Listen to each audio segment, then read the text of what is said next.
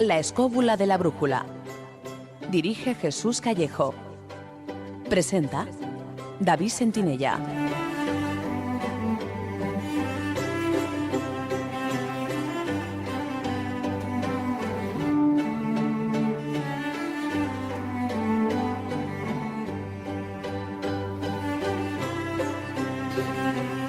Buenas noches, amigos. ¿Qué tal estáis? Desde los estudios de Radio 4G FM os damos la bienvenida una semana más a una nueva edición de La Escóbula de la Brújula.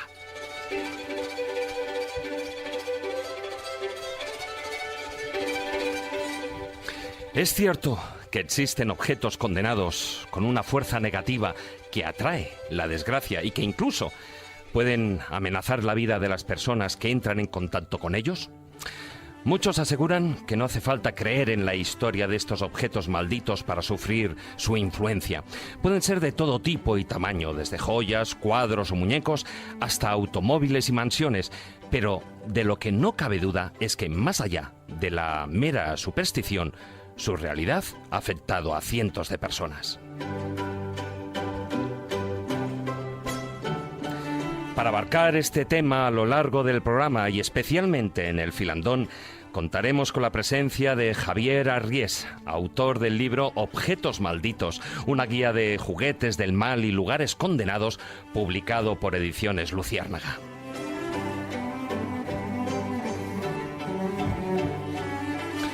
Además, abriremos las secciones con El Crononauta, en la que Guillermo Díaz viajará, aun a riesgo de no poder regresar, hasta el barco más gafe de la Segunda Guerra Mundial, el USS William Porter.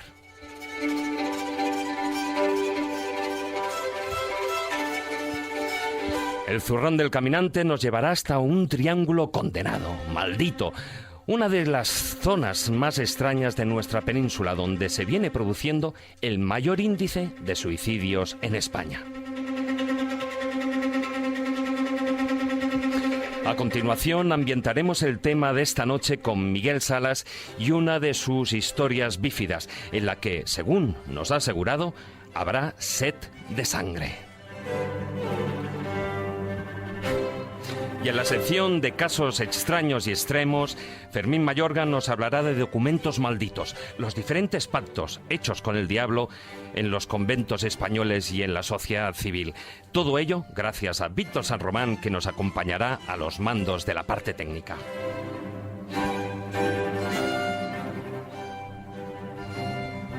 Ya sabéis que podéis participar a tiempo real en el programa con vuestras preguntas y comentarios, y para ello tenéis tres vías. En Facebook, a través de nuestra página oficial, La Escóbula de la Brújula. En Twitter, nuestro perfil es @escobuleros. O también podéis mandarnos vuestros mensajes a través del WhatsApp al número de Radio 4G 636 689 184. Os lo repito, 636-689-184. Acordaos, como digo siempre, de poner vuestro nombre en el mensaje. Dicho esto, y sin más demora, nos subimos una noche más a nuestra particular escóbula voladora, en esta ocasión para sumergirnos en el tenebroso mundo de los objetos condenados. Así que, queridos escobuleros, comenzamos. Historia, leyendas, misterio, lugares mágicos. La Escóbula de la Brújula.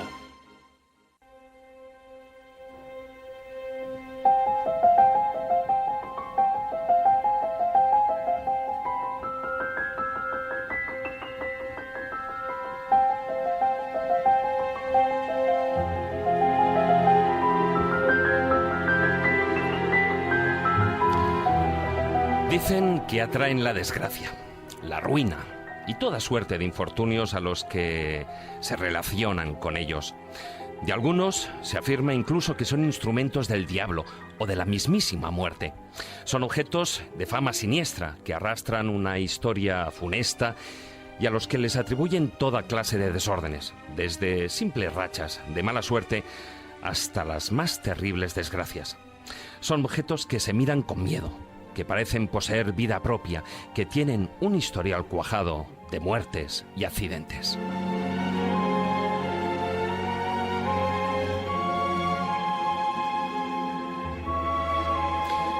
La maldición es tan antigua como el hombre. Los brujos, los magos, los hechiceros han formado parte de la humanidad desde la prehistoria y han dominado el pensamiento mágico que ha acompañado al hombre en todas las civilizaciones. Pero lo cierto es que por encima de cualquier superstición que abarque este pensamiento mágico, las maldiciones que detentan estos objetos parecen ser efectivas aun cuando resulte difícil explicarlo de manera científica.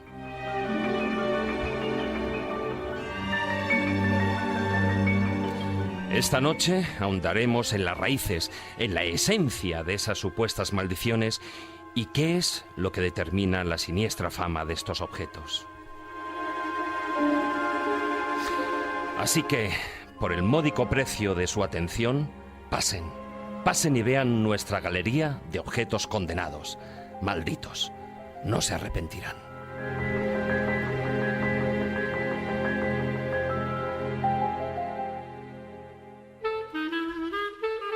La escóbula de la brújula. La escóbula de la brújula.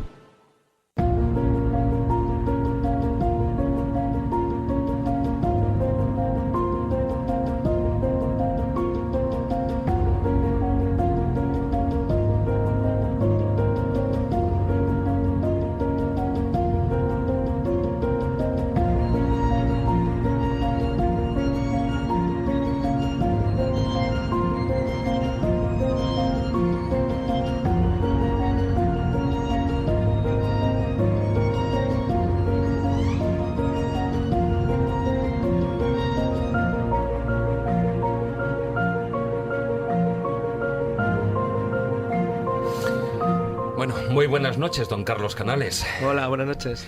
Esto de las maldiciones y de los objetos condenados es como, yo creo, como lo de las meigas, ¿no? Yo no creo en ellas, pero de haberlas haylas. Sí, porque has dicho una cosa al principio muy importante, y es que dices, es difícil de creer de acuerdo con la ciencia. No, es imposible de creer de acuerdo con la ciencia. Lo que pasa es que la creencia... Y además luego veremos que hay como categorías, y esas categorías parecen corresponder a una especie de arquetipos que se basan en objetos y que de alguna manera son capaces de influir en nuestra imaginación, que es lo que a mí me parece más interesante. Cuando preparé el programa se me ocurrió hacer una especie de pequeña clasificación, y bueno, además estando Javier aquí, y su libro, de cuáles son los objetos que especialmente nos atraen a la hora de declararlos como malditos, como objetos, y casi todos ellos, la mayor parte de ellos, tienen algún elemento inquietante. Por ejemplo, hay un número desproporcionado relacionado con muñecos. Fíjate, muñecos es algo próximo a la infancia nuestra, a nuestra vida de niños. Igual que hay un número de ellos desproporcionadamente alto relacionado con objetos que tienen que ver con nuestra multiplicación, como decía Borges, los espejos, por ejemplo, los cristales. Es decir, todas estas cosas son muy interesantes porque demuestran que hay algunos elementos que forman parte de nuestra vida, que los consideramos esenciales, que conviven con nosotros, pero que nos resultan inquietantes, que aparecen en nuestras pesadillas, en nuestros sueños de manera recurrente, o que nos resulta fácil convertirnos en algo peligroso, o que nos da, como decía entre comillas, yuyu, algo raro. Sí. Luego estarían los que tienen una especie de tamaño más grande. Ahí entraríamos en las casas, las mansiones, los castillos o los barcos, como lo que vamos a hablar luego con Guillermo. O un avión, ¿por qué no? Y luego finalmente serían todos aquellos que... Fijaos que, bueno, podríamos también entrar en cómo se reciben, porque tienen algo que los hace muy parecidos a algunas categorías de duendes, lo que se llama habitualmente los familiares, y es que pueden ser comprados, vendidos o cedidos. Esto es algo esencial. Es decir, los objetos mágicos malditos tienen que poder ser transmitidos, porque parte de su encanto maldito es que lo puedan heredar de diversas personas. O sea, que no afecte a solamente a alguien, sino que sean peligrosos para cualquiera. Y sobre todo, normalmente nos exigen algún tipo de actividad a nosotros, con lo cual también nos hace muy próximos a algún tipo de duendes. Todo esto lo iremos analizando, a lo largo del programa. Ahora vamos en esta introducción de lo que será próximamente el Filandón, vamos a dar unas pinceladas que luego iremos desglosando. Muy buenas noches, maese Juan Ignacio Cuesta. Muy buenas noches, aquí estamos. De haber las ailas, y también, no solo porque cuando se habla de todos estos objetos condenados, malditos, siempre se piensa, bueno, pues en Estados Unidos las películas, pero aquí en España también los hay. Más. Aquí hay muchos malditos. No, Sí. lo que pasa es que aquí forman parte del ideario popular Somos más asumido desde antiguos. hace muchísimo tiempo. O sea, es que aquí hay regiones donde el objeto, digamos, conjurador de lo maldito forma parte de la praxis diaria, o sea, y digamos, de la tecnología para evitar esas maldiciones. Por ejemplo, todos, quizá la gente que haya andado por Aragón pues ha oído hablar de los exconjuradores.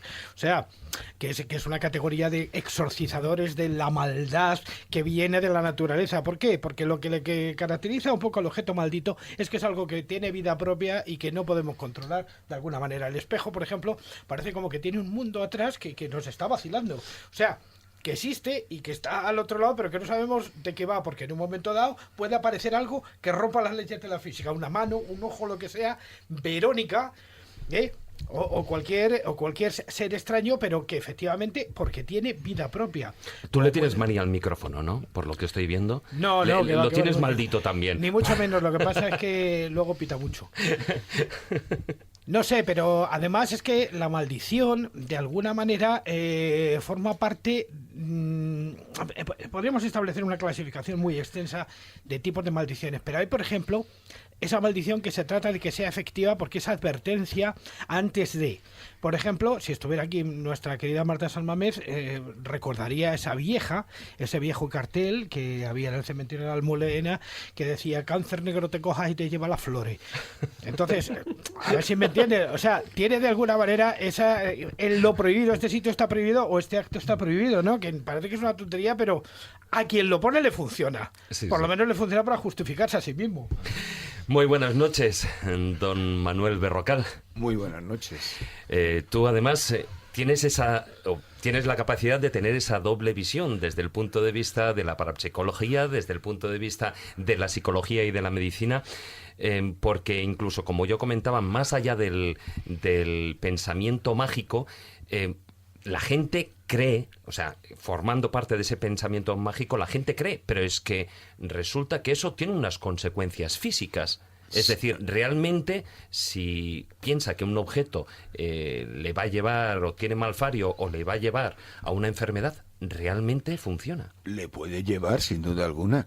Entendamos que cuando hablamos de un objeto maldito o algo de este tipo, la característica principalmente es, lo primero, tenemos la demostración de una ignorancia hacia ese objeto. Generalmente, yo te lo digo por experiencia propia, mi casa está llena de objetos, o sea, estatuas, máscaras, casi todo de origen africano, y ahí a quien le da mal yuyu eso de entrar, o sea, empezar a ver todas las paredes llenas, pues se van. Es que se van. O sea, Hombre, y si eso no es un problema. si tienes máscaras, digamos, reales de verdad, no las No, réplicas. claro.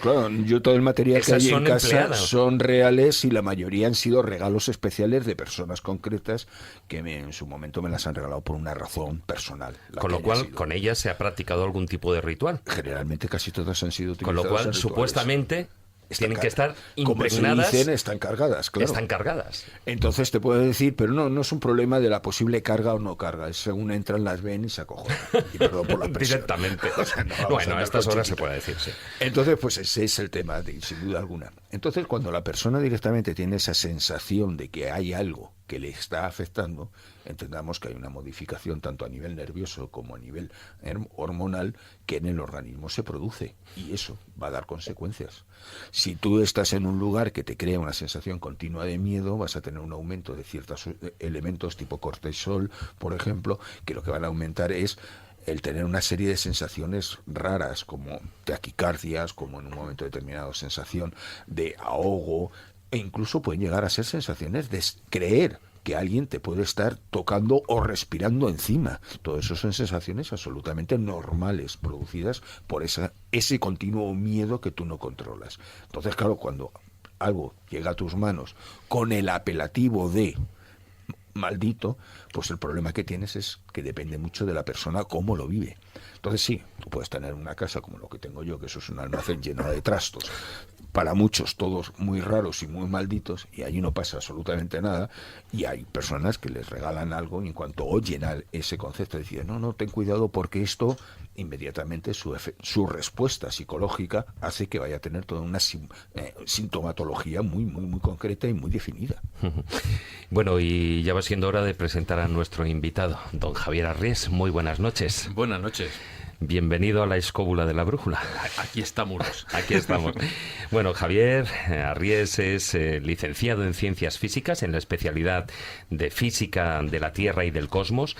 Además, trabajas como profesor de informática, pero yo creo que por encima de todo eso, eres un investigador de ese lado más oculto de la historia, de la antropología, del pensamiento mágico. Colaboras en diferentes publicaciones y programas de radio, eres autor de 5 libros, Ataque y Defensa Psíquicos, El extraño poder de los ahogadores, Chamanes, los ambos del fuego, Vampiros, bestiario de ultratumba, y tu último libro, tu último trabajo es Objetos malditos, guía de juguetes del mal y lugares condenados, publicado por Ediciones Luciérnaga. ¿Qué te llevó a escribir este libro? Pues en principio, Objetos malditos, la verdad es que hemos visto pues muchos, aparecen en muchos artículos y aparecen diseminados. También hay mucha información por internet, mucha espuria, no demasiado correcta, mucha errónea. Y bueno, pues me llamó la atención el hecho de que hubiera tantos objetos y nadie realmente se hubiera dedicado a clasificarlos un poco y a estudiarlos, a juntarlos todos y ver, bueno, ¿esto qué es? ¿A qué fuerzas personales obedece? ¿Qué pensamientos hay detrás de ellos? ¿Qué fuerza o qué cosas les atribuye a la gente para que se consideren malditos? Y a partir de ahí, pues bueno, me empiezo a encontrar una serie de elementos y de objetos, de lugares, de cosas. Empiezo a indagar también en lo que es la maldición, empiezo a indagar etimológicamente en lo que significa claro, maldecir por un lado y en lo que significa bendecir por otro. Y bueno, desde ese punto de vista mágico, pues me parece sobre todo muy interesante el estudio de lo que pasa por nuestra cabeza cuando estamos con un objeto de este tipo. Oye, ¿qué debe ocurrir para que un objeto sea considerado condenado o maldito? Es una palabra, o digamos que es una de esas palabras que sirven un poco como saco, en la cual se puede meter pues, prácticamente cualquier cosa. Claro. Entonces, yo me he reducido a pensar en maldito como aquello que produce algún efecto pernicioso, o que se cree, evidentemente, que es pernicioso para la persona que la posee o que está en contacto con dicho objeto, lugar, etcétera. Eso quita, por decirlo así de en medio, pues por ejemplo, una casa infestada, o lo que se supone que es una casa infestada, de per se no es un objeto maldito, es decir, es una casa en la que ocurre una serie de fenomenología, pero no tiene por qué ser perniciosa para la persona. Entonces me he reducido, en este caso, a denominar maldito a aquello que tiene algún tipo de fuerza o de influencia que resulta nefasta o resulta negativa para sus poseedores. ¿Cuánto puede haber de realidad y cuánto de pensamiento mágico en una maldición? Pues de pensamiento mágico mucho, evidentemente. Y eso, por un lado, siempre intento mirar ese pensamiento mágico desde atrás, es decir, como realmente lo describo. No quiero formar parte, no tomo parte en ello, sino que describo los mecanismos, por decirlo así, de lo que la gente cree o las culturas o determinado pueblo cree acerca de un objeto o acerca de ciertas ideas más o menos metafísicas o vinculadas a lo religioso, etcétera, ¿no? A lo que está más allá del mundo físico, por decirlo así. Desde ese punto de vista trato de verlo como físico, es decir, lo describo. Por otra parte, bueno, pues allí donde encuentro datos erróneos, lo indico. Y de hecho hay algunos objetos malditos que de malditos no tienen nada. Sencillamente una historia, en algunos casos romántica y muy bonita, por cierto, y que daría lugar a preciosos guiones de televisión. En otros casos, pues te encuentras con cosas que realmente te dejan un poco diciendo, caray, qué curioso, ¿no? Qué casualidades, qué extraño. Entonces, sencillamente lo describo, me quedo ahí un poco al margen, ¿no? De si existe o no existe. Como te digo, muchas de las cosas que he visto pueden explicarse en principio por sugestión, muchísimas. De hecho, leyendo muchos testimonios, pues uno se encuentra que la sugestión ahí es una fuerza muy, muy importante. Por ejemplo, hay determinados elementos o determinados objetos que están continuamente apareciendo en YouTube, en Internet, y evidentemente hay una serie de comentarios antes que la gente lee, y esos comentarios en los que alguien dice, pues es que me siento inquieto mirando este cuadro o mirando este objeto, el que viene detrás, evidentemente, por sugestión puede también sentirse de ese modo y añade una nueva pieza más a este puzzle. Y en ese sentido, por ejemplo, sí podemos detectar en muchos objetos ese nivel de sugestión muy intenso, muy fuerte, o descripciones, por ejemplo, de personas que compran una muñeca maldita y, claro, ya van con esa idea de que han comprado un objeto maldito. Claro, pero más allá de esa superstición que estás mencionando, una maldición o un objeto puede ser maldito realmente para una persona sin saber realmente que ese objeto tiene esas características o se le atribuyen esas características. En principio, sí. En principio hay casos o hay objetos en los que no hay por qué pensar que ese objeto tenga ninguna maldición. Entonces, a partir de ahí, determinada persona cuenta. Claro, tenemos que tener en cuenta que casi siempre son testimonios de la persona que es testigo de esos hechos, de alguna manera. Algunos de esos hechos son subjetivos, otros no tanto, pero muchos de ellos son subjetivos. Sí. Entonces, acaba diciendo, caray, pues...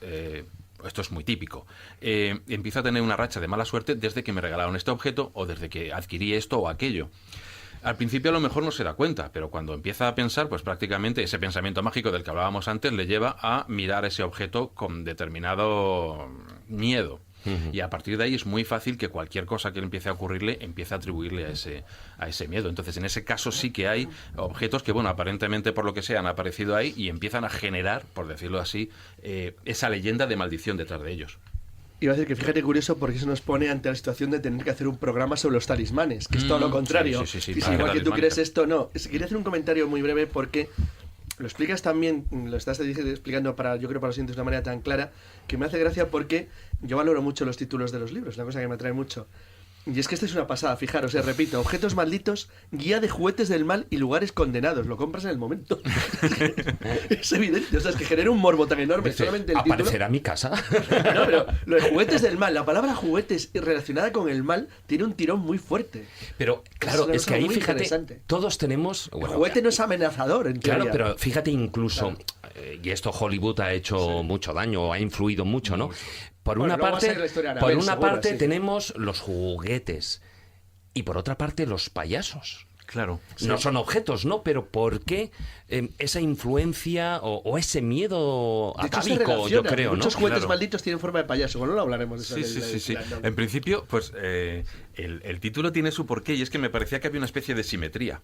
Porque al mismo tiempo, precisamente siempre escudándome en ese pensamiento mágico, tú contemplas a tu muñeco como a tu juguete durante el día. De hecho, esto es muy corriente. Durante el día, el velo de nuestra razón es muy intenso, es muy fuerte. Es como si hubiera claridad en nuestro cerebro, por decirlo así. Todo parece perfectamente definido, por luces, sombras, que tú conoces bien. De noche las cosas cambian. Pero lo que te decía, porque de repente toma vida. Claro. Hablando una noche con José Luis Cardero, por ejemplo, hablamos de que los bosques por el día son lugares maravillosos de paseo. Pero cuando llega la oscuridad se transforman en sitios amenazantes porque se pueblan de muertos. Pero eso es por otro motivo, además, también, que es la memoria genética nuestra. Era el lugar donde estaba el lobo, los animales salvajes, los osos. Era un lugar peligroso donde por la noche tú no te podías mover. Sí, claro. Métete, Manuel, porque estás no digo nada. Que no te dejan pero hablar. Pero esto tiene que ser así, eso es lo importante. No, yo solamente quería comentar el hecho de que el valor del juguete es que es un medio de proyección de las personas. Claro. Nunca nos damos cuenta la cantidad de vida que le damos, y sobre todo los niños, al juguete, como ese elemento complementario a su propia vida. Entonces, ya les estamos imbricando con una sensación que sin duda alguna ya partimos del hecho de que ese muñeco tiene una vida que nos contesta. ¿Qué ocurre? Que cuando nos metemos en el juego de la noche o de situaciones extremas, esa vida nos puede devolver y entonces eso nos da miedo. Exacto. Claro. De hecho, pues consulté con algunos psicólogos porque esa era una idea que yo tenía. De hecho, lo comento en el apartado de muñecos, que evidentemente algunos de ellos, por ejemplo, en el caso de Robert el muñeco, el pintor, Jean Otto, que era su dueño, cuando era pequeño, a mí me parece súper evidente que estaba proyectando, incluso le da la mitad de su nombre. Eso es como darle simbólicamente, desde mi punto de vista, alma, efectivamente, la mitad de su personalidad. Es decir, le está cediendo vida psíquica suya a ese muñeco para poder jugar con él. Eso quiere decir que como José Luis Moreno lo llamó Monchito, no es peligroso. Es una técnica interesante. No, pero hay una cosa que hay que cualquiera que haya observado, por ejemplo, a un niño con un juguete, cuando ese niño habla con el juguete y parece que tienen un diálogo coherente, desde la postura de adulto siempre te queda la sospecha de ¿con quién está hablando este? Sí.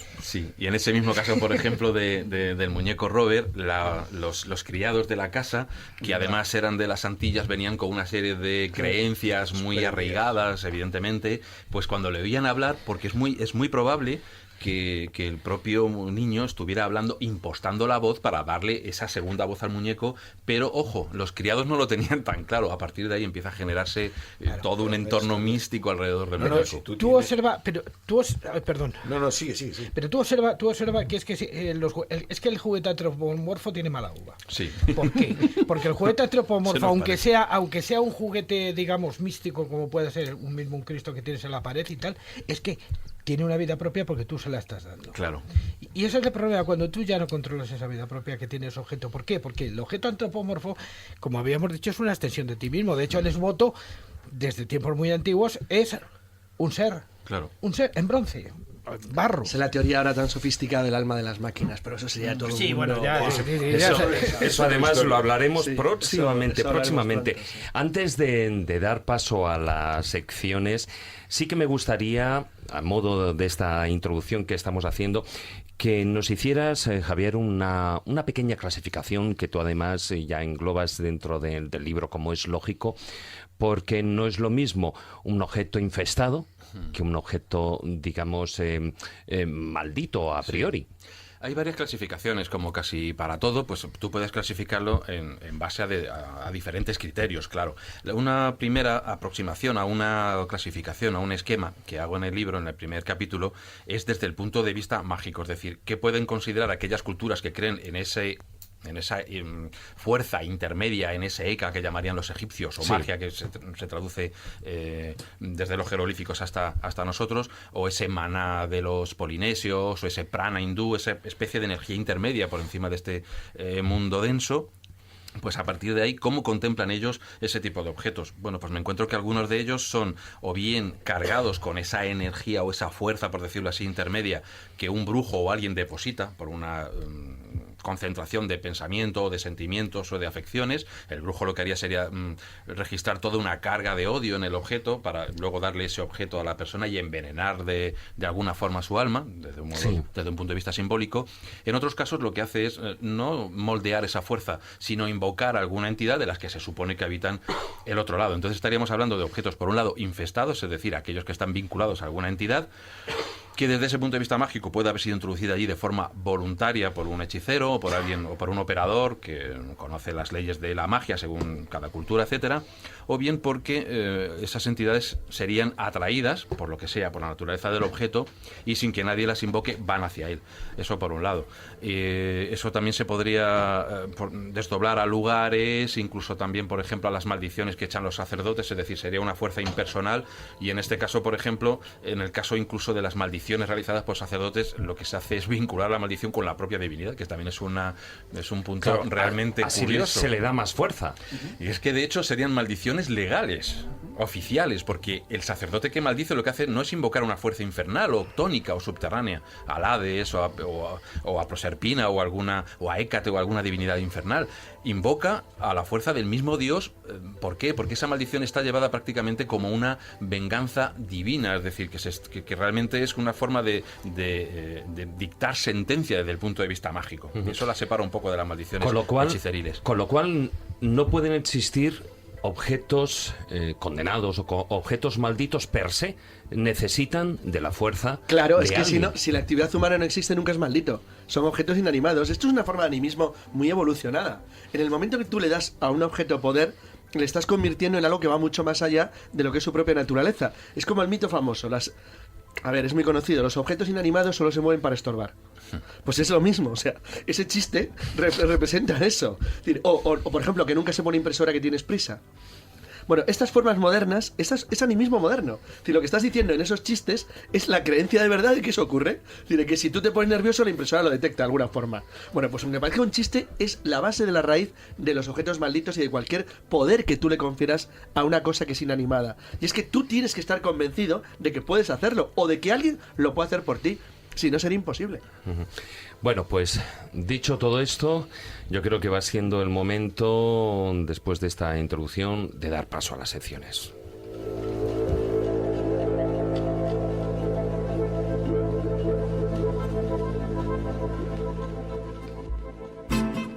La escóbula de la brújula. La escóbula de la brújula. El crononauta.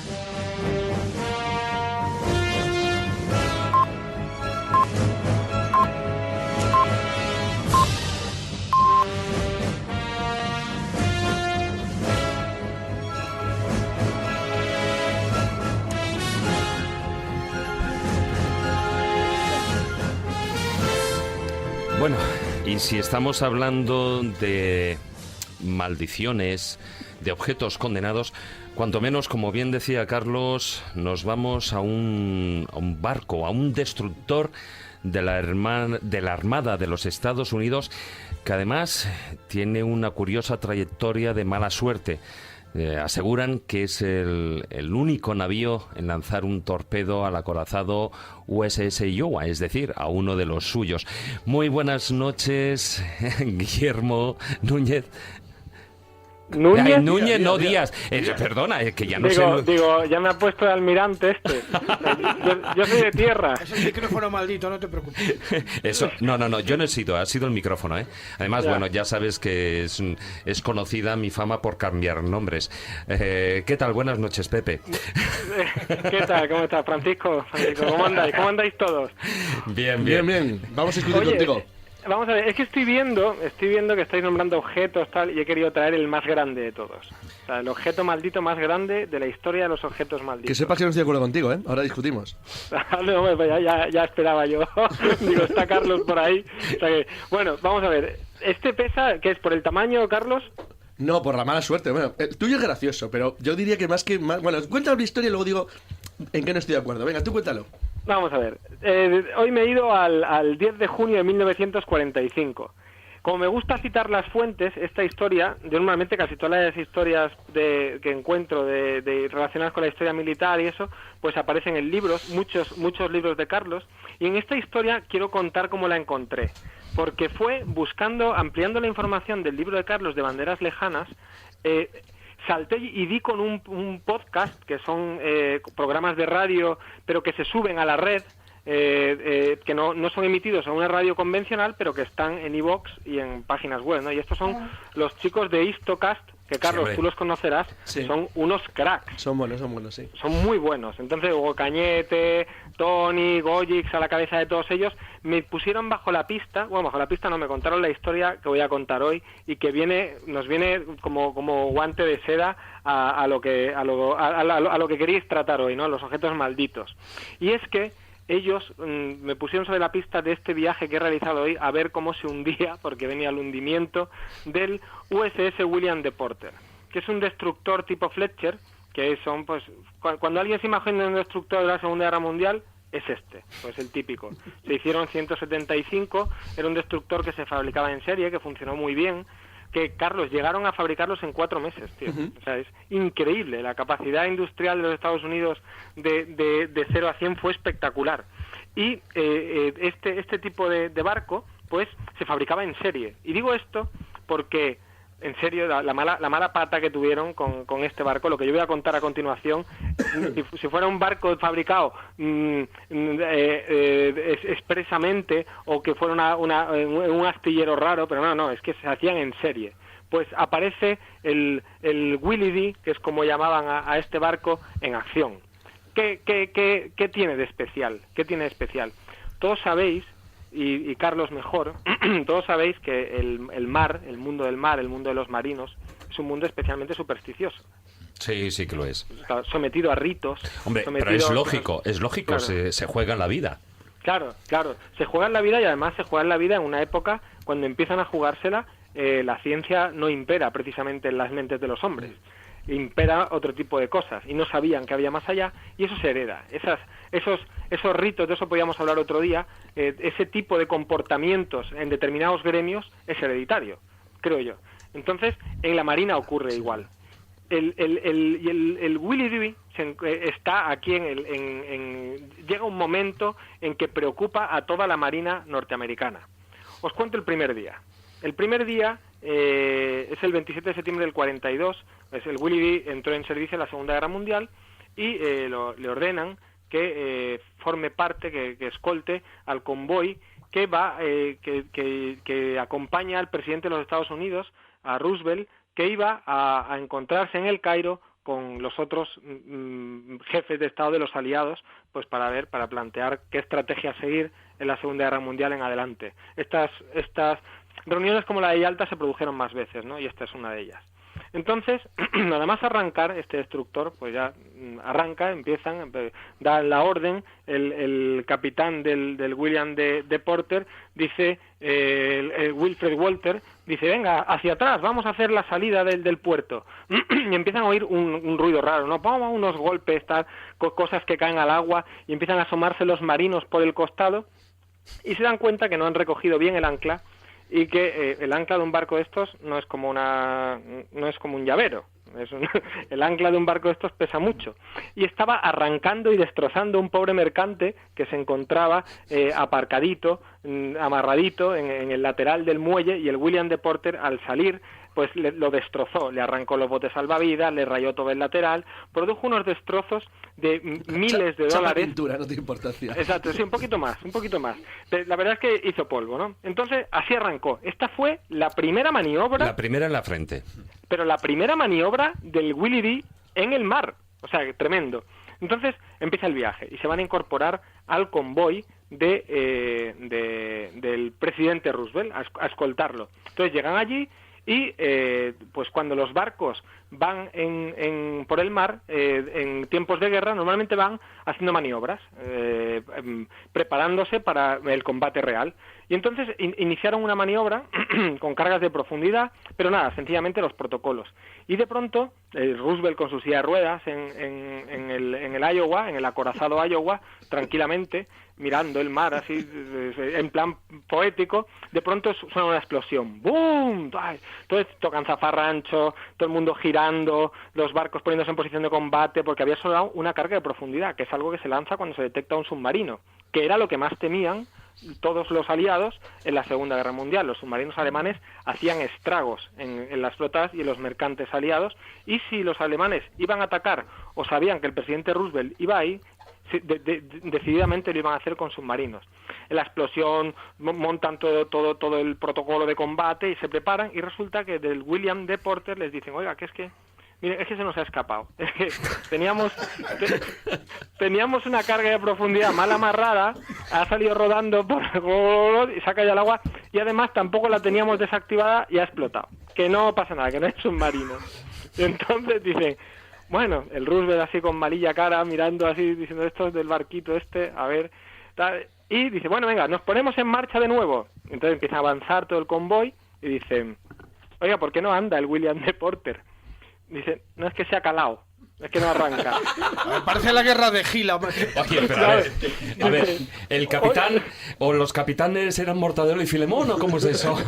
Pepe González y Otilio. Oiga, creo que se ha calado, el ¿qué inicio pasa? de Aterriza como puedas. Claro, es que dicen, no, ¿qué tal? Venga, bueno, vamos a ponernos en marcha otra vez, que viene tormenta. Entonces arranca otra vez el convoy, ya el William Una pregunta, de Porter... Guillermo. ¿El capitán dijo era un mal día el que elegimos para dejar de fumar? Dejar de fumar. Bueno, por cierto, llevo 5 días sin fumar y estoy como subo por las paredes. O sea, que creo que me estoy desahogando con el barco. Bueno, y empieza una tormenta. Tal, los barcos estos aguantan bastante bien la tormenta, no son barquitos de papel, pero llega una ola brutal y se lleva a un marino arrastrando y se ahoga. ¿Sabéis de qué barco? ¿De toda la flota? Del William de Porter. Bien, bueno, hombre al agua, no se pueden parar por el tipo de misión que lleva, llaman al presidente de Estados Unidos y no pueden retrasarse más, ya se han calado, han tirado una carga de profundidad, y ordena al presidente de Estados Unidos, oigan, quiero ver unos ejercicios de combate en serio, porque esto no puede ser. Y entonces lanzan unos globos que se tiran al aire, unos globos a los que con los cañones antiaéreos les pegan, y entonces el capitán del William de Porter, el capitán Walter, dice, oiga, vamos a arreglar esta situación y vamos a quedar bien delante del presidente, porque esto no puede ser. Vamos a hacer algo decente. Claro, vamos a hacer algo bien. Y entonces empiezan a disparar a los globos, y efectivamente son varios blancos, y el capitán se crece. Y dice, y ahora vamos a hacer un ejercicio de torpedos, para que se caguen ya esto, y flipen. Y entonces los ejercicios de torpedos se hacen, evidentemente tú simulas todo, pero no tiras el torpedo. Dice, vamos a coger como blanco el acorazado Iowa, donde está el presidente, para que vea bien cuál es la maniobra. Entonces dice, ¡fuego el 1! Y entonces, claro, hace la simulación tal, pero no sale evidentemente un torpedo, ¡pum! ¡Fuego el 2! Y ya flipando, todos los marinos contentos, lo estamos haciendo bien, el presidente está quedando impresionado con nuestra maniobra. ¡Fuego el 3! Y se oye, ¡chup! Entonces dice, oiga, ha caído algo al agua. ¿Qué es eso? Y va un torpedo directo al Iowa, donde está el presidente de Estados Unidos, asomado por la borda diciendo, ¿eso qué es? ¿Eso viene hacia aquí? Claro, va el torpedo hacia ellos. ¿Qué ocurre? Que en el Iowa no se dan cuenta, claro, los torpedos cuando te dan, pero no es una cosa que vaya avisando ni que vaya silbando. Entonces, ellos iban en silencio de radio porque ya estaban en una zona donde las comunicaciones podían ser interceptadas, y entonces el capitán del Willie D ordena a su oficial de comunicaciones que por Morse, con lucecitas, le cuente a los del Iowa que va un torpedo hacia ellos. Con los nervios, como esto va por códigos que la palabra compacta, o sea, la señal compacta significa una cosa, evidentemente este marino estaba en el William de Porter y no podía hacerlo bien. Y entonces les dice a los del Iowa, el primer mensaje que envía dice, hay un torpedo alejándose de vosotros. Y entonces, claro, en el Iowa, pues le responden, ¿y qué? ¿Entiendes? Porque un torpedo alejándose de nosotros, ¿qué más nos da? Y entonces dice el capitán, oye, mira, di otra cosa porque no sabes decir que da un torpedo para ellos. Entonces dice, bueno, diles que den marcha atrás, Y entonces da el código, lo envía de manera que parece que el USS, el Willie D, dice que está dando marcha atrás, y los del Iowa vuelven a decir, ¿y qué? ¿Qué más me da que des marcha atrás? Y ya el capitán Walter, desesperado, rompe el silencio de radio y dice, torpedo al agua, León, caiga a estribor, emergencia, estribor, León, caiga a estribor, porque el torpedo le iba a dar al presidente en toda la silla de ruedas.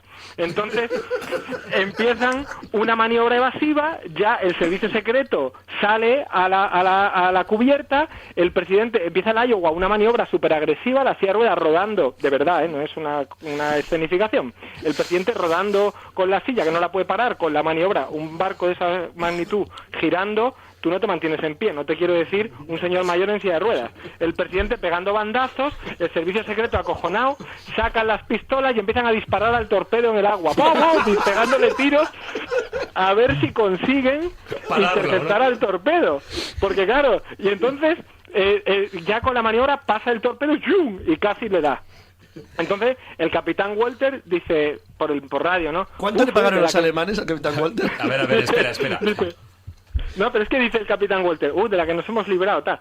Y cuando se admira, cuando ya se limpia el sudor de la frente y se asoma en el puente mando, ve que están todos los cañones de la flota apuntándole.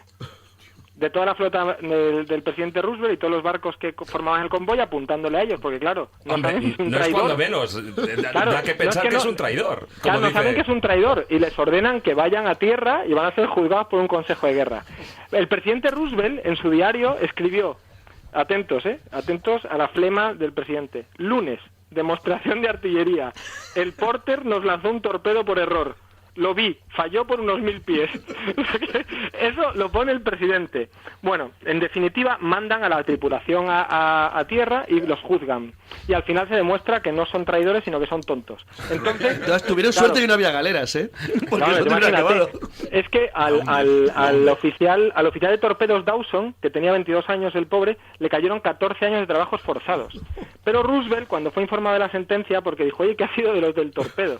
Pues dijo, 14 años de trabajo forzado. Le dio un perdón presidencial, ¿no? Y bueno, entonces, después de pasar un mal rato, se incorporan otra vez y los mandan otra vez a misión. ¿Sabéis lo que le decía la gente por radio, los otros barcos, al Willie D?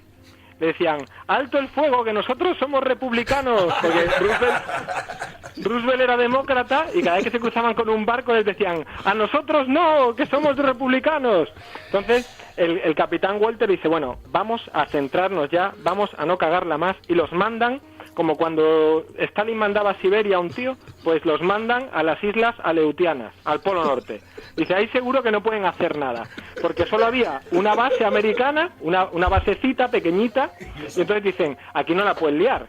Entonces están ellos allí viendo focas, y entonces llega un marinero borracho, están todos durmiendo en el William de Porter, todos durmiendo, y de pronto se oye ¡bom! Un cañonazo. Entonces estaba el comandante de la base en su jardín haciendo una fiesta para la alta sociedad de la zona, ¿no? Todos, y de pronto oyen todos un silbidito y explota el jardín. Y es que el William de Porter ha vuelto a cañonear a los aliados y ha pegado, el marinero borracho ha venido a acertar en el jardín del comandante de la base de las Islas Aleutianas. O sea, imaginaos, pues todos, pues, como que mal, ¿no? Como que mal, el jardín destrozado, otra vez el William de Porter cagándola. En definitiva... Después sí, es vamos cierto concluyendo. Sí, vamos concluyendo. El William de Porter después tiene un par de años para intentar arreglar lo que hizo, pero no lo consiguió. Y el 10 de junio de 1945 tiene un final que solo el William de Porter podía tener. En el 45 los japoneses empiezan a utilizar de forma masiva, a ellos los envían a la batalla de Okinawa.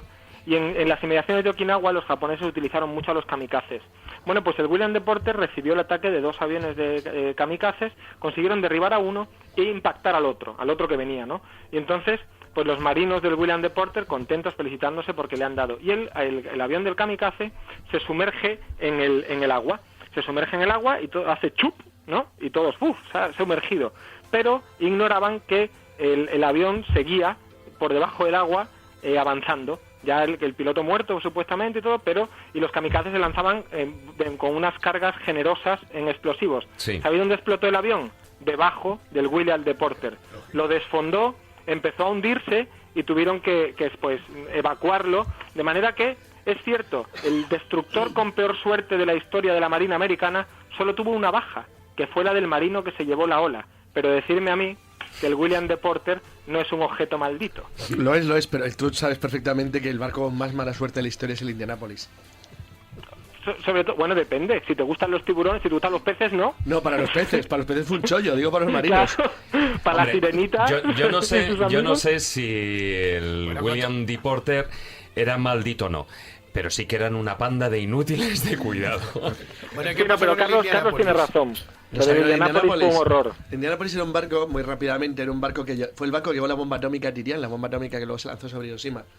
Entonces ese barco recibió órdenes de volver hasta Hawái navegando en zigzag, que era el sistema, y en silencio radio. El capitán incumplió, de hecho fue sometido a un consejo de guerra, incumplió la orden de navegar en zigzag y un submarino japonés lo hundió. Hasta ahí todo normal. Los marineros quedaron flotando en el agua, pero no habían transmitido por radio que habían sido hundidos. Con lo cual se quedaron sin que nadie supiera que habían sido hundidos, se quedaron flotando en el agua. Pero había heridos entre ellos y se empezaron a acercar tiburones. Los estuvieron matando durante días y días y días y días a todos. Es la segunda mayor matanza de animales de la historia de la humanidad después de la isla de Ranre. Bueno, Guillermo, regresa, no te quedes con el William Porter. No, yo me vuelvo, yo con esta gente no me quedo ni de coña. Si lo o sea, consigues. estos hundidos todavía son capaces de hacer algo. Oye, igual te llevan hasta el puerto de Málaga, tú pídeselo. Sí, al puerto de Málaga, sí, el William de Porter, bueno, no nos vendría mal. A ver qué pasaría. Exacto. Hombre, si queréis que os hagan el paseo marítimo nuevo, pues ya sabes. Sí, está bien. Podrían empezar la hora del metro estos. Un abrazo muy fuerte, Guillermo. Un abrazo a todos, hasta luego, Hasta luego, adiós. Guillermo. Un abrazo. Adiós.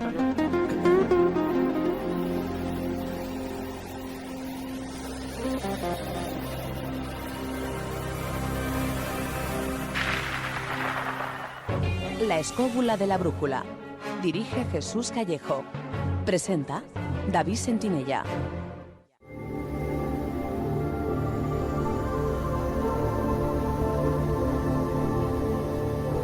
El zurrón del caminante.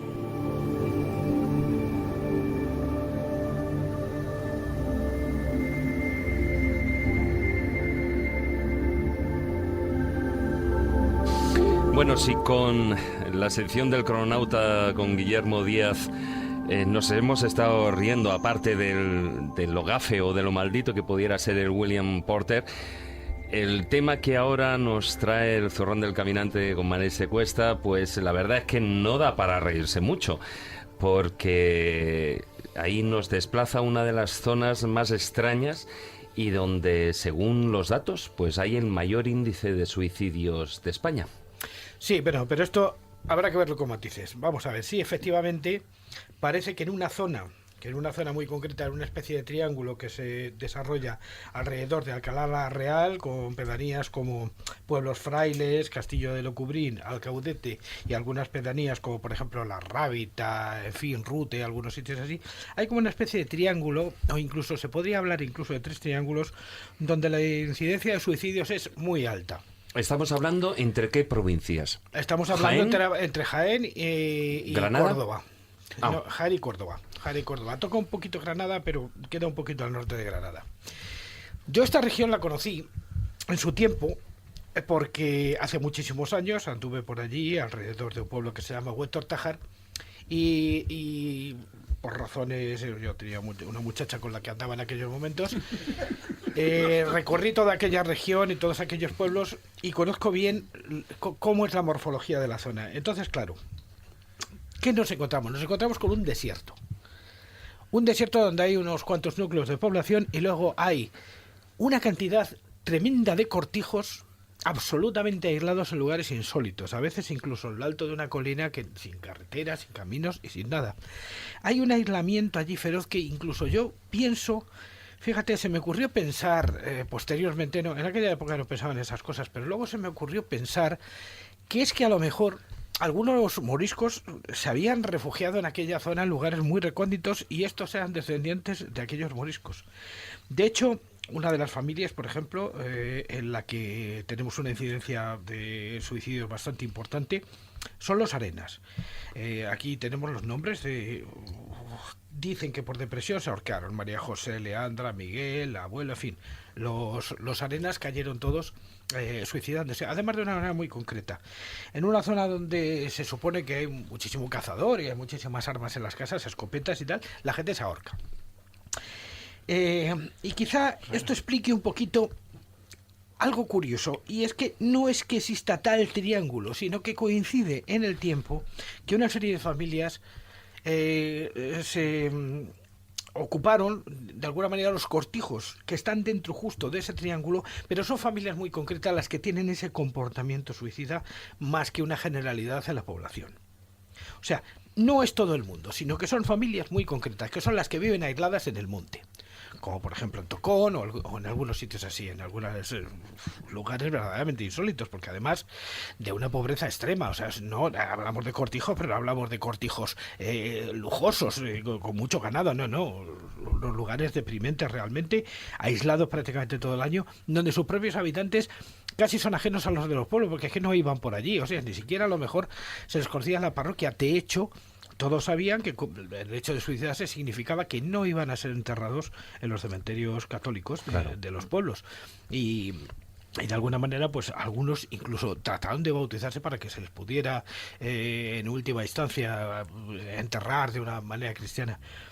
Estamos hablando de una región que mata a sus habitantes, o de unos habitantes que están en una región y que se colocaron en una región y que tienen por costumbre suicidarse. ¿Por qué? Porque de alguna manera traen como una especie de tradición, ya que viene de padres a hijos y de tiempos muy antiguos. O sea, ahí todos se suicidan. Cuando llega un momento en que ya no quieren estar más, se suicidan. Y punto. Además lo hacen ahorcándose, para seguir de alguna manera la tradición familiar. Eso es lo que opinan quienes hicieron el estudio, digamos, estadístico de la zona, que han sido Francisco Díaz y Antonio González Iglesias, que es de la Unidad de Salud Mental de Alcalá La Real. Porque es evidente que esta conducta suicida tiene mucho que ver con el aislamiento, y con la depresión, y con la de alguna manera, endogamia también. Porque son lugares muy concretos y muy cerrados, en unas épocas que eran muy concretas y muy cerradas. Hoy día está todo un poco más abierto, pero en aquella época, en la época de la que estamos hablando, años 80, aquella eran zonas... Ojo, que estamos hablando de hace 30 años atrás, o sea, no ya estamos hablando pero eso del siglo XVII, XVIII. Sí, no, pero es que eran zonas realmente malditas en el sentido de que estaban aisladas de todo. O sea, que una familia subsistía con un huerto y las ovejas, y se casaban entre ellos, y entre ellos tenían la familia. O sea, lo que era una endogamia, algo que podía haber sucedido, por ejemplo, en tiempos anteriores en las Urdes y en otras zonas de España. No sería la primera vez que se diera esto así. No olvidemos, por ejemplo, el caso de La Roya. La Roya, por ejemplo, ahora que hablamos de pueblos malditos, el caso de La Roya, con los fuegos esos que se supone que cayeron allí. Es que estamos hablando de regiones que, ya digo, vivir en cortijos no es como cuando hablamos en el País Vasco, en Cataluña, de masías o de caseríos, que están desperdigados por el monte, pero todos están conectados. No, estamos hablando de sitios aislados, donde la gente nace y muere allí. Y muere suicidándose. ¿Por qué? Pues porque llega un momento en que ya no hay aliciente. Llega 58 años, me suicido y fuera.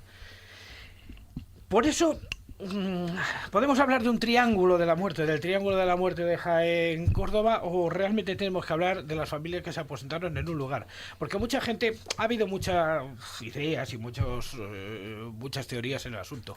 Unos decían que es que los nogales volvían locos, unos nogales que hay por allí que volvían locos, sí. Otros que la calidad del aire era capaz de alterar sus neuronas. Incluso hablaban de corrientes subterráneas. De corrientes subterráneas y cosas así. Francamente, a la luz de la ciencia esto es imposible, pero a la luz de la ciencia sí es posible efectivamente que todos tuvieran unos trastornos psicodepresivos de orden genético y de orden familiar. Tú que eres psiquiatra sabes que eso puede pasar. Es que es lo más fácil que a la hora de pensar en ello. Claro, porque no estamos hablando, como dicen, bueno, en cierta zona mediterránea, el aire de la Tramuntana, por ejemplo, que vuelve loca a la gente, o incluso en la costa valenciana también hay una zona muy parecida al tema. En los sitios de... sobre todo en el mundo anglosajón, donde la inmigración ha sido muy controlada y muy conocida, porque a diferencia del mundo hispano, los ingleses cuando emigraban, ingleses o irlandeses cuando emigraban en la época del imperial, sobre todo estoy hablando no es tanto de Estados Unidos, sino de Australia y Nueva Zelanda, es decir, conocían perfectamente que en gran parte la colonización era colonización programada. Es decir, se programaba con familias que se llevaban o con presos o con... Entonces, la colonización australiana y neozelandesa, que es muy moderna, ha permitido hacer mucho tipo de estudios sobre eso. Conductas de comunidades trasplantadas, bien de Irlanda, de Escocia, de Inglaterra o Gales, hasta territorios nuevos y ver cómo cambiaba o no la vida de la gente. Y la vida de la gente cambiaba de manera radical. Lo cual quiere decir que cuando tú cambias tus condiciones de vida y estas mejoran, tu vida mejora también. Y un montón de cosas que, por ejemplo, estaba pensando en broma, se atribuían a estos irlandeses atrasados católicos que viven aquí hechos un asco, cuando pasaban a vivir en un lugar donde esas condiciones no se daban, se acababa todo eso, efectivamente. Sí, lo que sí que es curioso, y hablando de un triángulo de suicidios, Javier, ahí en el libro, por ejemplo, también hablas, aunque es diferente, pero sí que es curioso, cuanto menos, el hecho de que la gente, como si fuera un cementerio de elefantes, la gente decide irse a un bosque para suicidarse, y eso ocurre en Aokigahara, ¿no? Aokigahara, es que cuidado con Aokigahara, que es vamos a llamarle el mar de árboles, y no sé sí, mejor, ¿no? Que la traducción... Es un caso casi ritual, ¿no? Es una cosa diferente, ¿no? O directamente, llámale como es conocido, el bosque de los ahorcados. Exacto, también, sí. Bueno, y, hombre, es más poético lo del mar de árboles. Sí, evidentemente. Sí. Y digamos que, claro, además es un sitio turístico al que va mucha gente, no lo olvidemos también. Es decir, tiene una especie de doble de cara y de cruz ahí bastante curiosa, porque es uno de los sitios que toda la gente que va a Japón va a verlo, y está ahí en la falda del monte Fuji, que ya es de por sí es un monte sagrado dentro de toda la cosmovisión japonesa. No olvidemos también que la cultura nipón tiene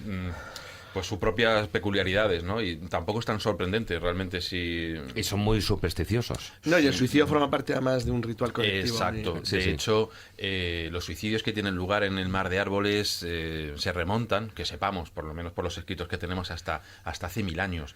Se habla, por ejemplo, de que algunos samuráis, cuando tenían algún problema de amores no correspondidos, pues una de las cosas que suelen hacer era precisamente hacer el suicidio ritual, el harakiri, allí, en esa zona, que me imagino además que sería un lugar sagrado en principio, pero que claro, la superstición empezó a convertirlo en algo tenebroso. Pero fíjate, en la posición contraria, el bosque famoso que rodeaba a Tirgoviste, la antigua capital del Principado de Valaquia, donde Vlad el Empalador empaló durante kilómetros a 20.000 personas, que formaban un bosque de seres humanos, de esqueletos y de clavados en postes a lo largo de kilómetros y kilómetros. Eso sí que es un lugar maldito, además.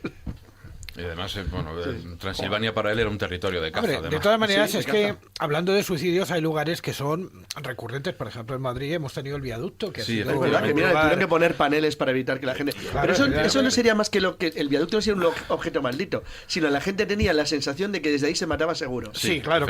Bueno, hasta que ocurría el caso de que el que se tiraba cayó encima de un panadero, mató al pobre panadero, y él se quedó bien. O sea, pero que varios casos, además, no fue uno, hubo varios, ¿no? Hubo varios, o sea, de alguno de tener la mala suerte de que encima acertaba al pobre que iba por debajo, que ni sabía lo que le había caído encima. Exactamente, sin comentarios.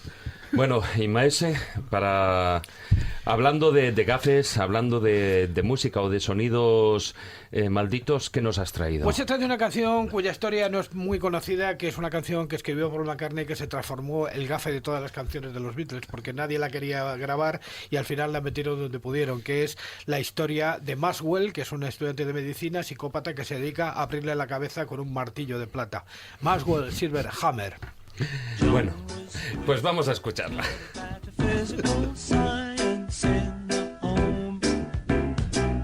nights all alone with a test tube. Oh, oh, oh. Maxwell Edison, majoring in medicine, calls her on the phone. Can I take you out to the pictures, Joan? But as she's getting ready to go, a knock comes on the door. Bang, bang, Maxwell Silverhammer came down upon her head. Bang, bang, Maxwell Silverhammer made sure that she was dead.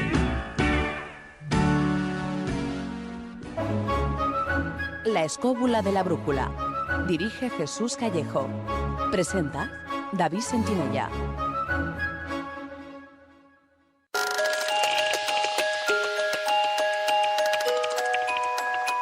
Historias bífidas.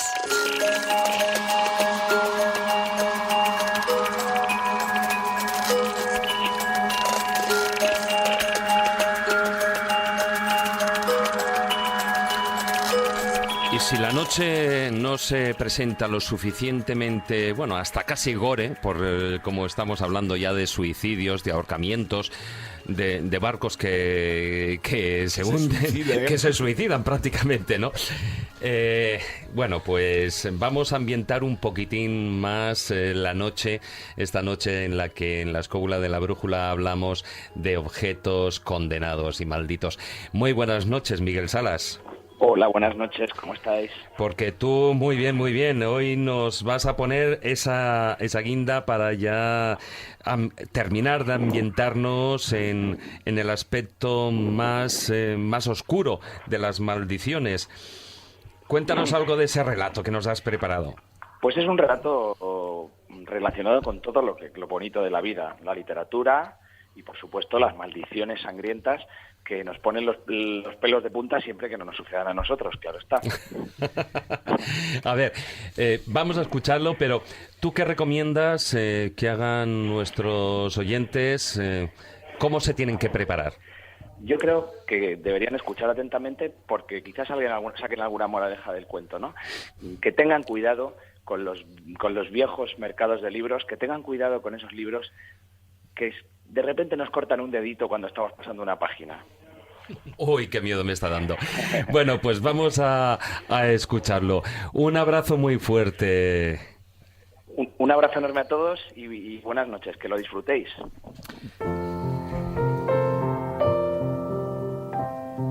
Aquel volumen del siglo XVIII era la joya de su biblioteca. Su bisabuelo lo había adquirido por 2 duros en una pequeña librería de Londres cuando era embajador, para descubrir, meses después, que su valor era inmenso. Sus más de 1000 páginas contenían una excelente antología de poetas renacentistas que Alberto releía con frecuencia. Un domingo, cuando la hojeaba, se hizo un corte en el dedo índice de la mano derecha. La herida dejó un breve rastro de sangre sobre la esquina. No le dio importancia.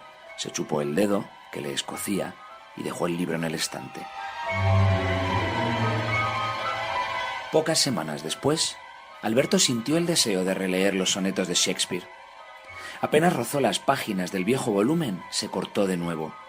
Esta vez, una gota de sangre cayó en el centro del libro abierto y se extendió por el fino papel, que la absorbió de inmediato ante los aterrorizados ojos de su propietario. Quiso Alberto comprobar si había en la página siguiente rastro de la sangre desaparecida, pero en cuanto posó el dedo sobre el canto de la página, sintió otra vez el lacerante dolor de un tajo. Probó otras 3 veces y recibió otros 3 cortes. El libro había probado la sangre y no pensaba renunciar a ella.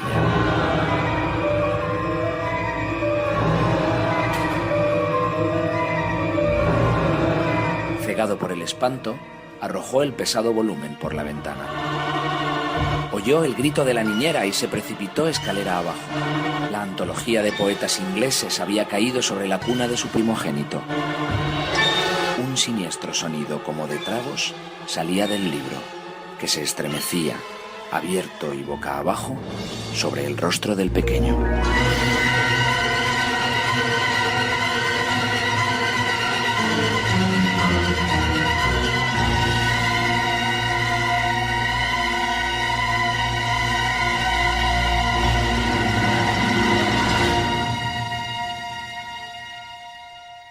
Si quieres viajar a lugares con historia y sumergirte en los grandes misterios de nuestro mundo, La Escóbula de la Brújula, en Radio 4G. Casos extraños y extremos.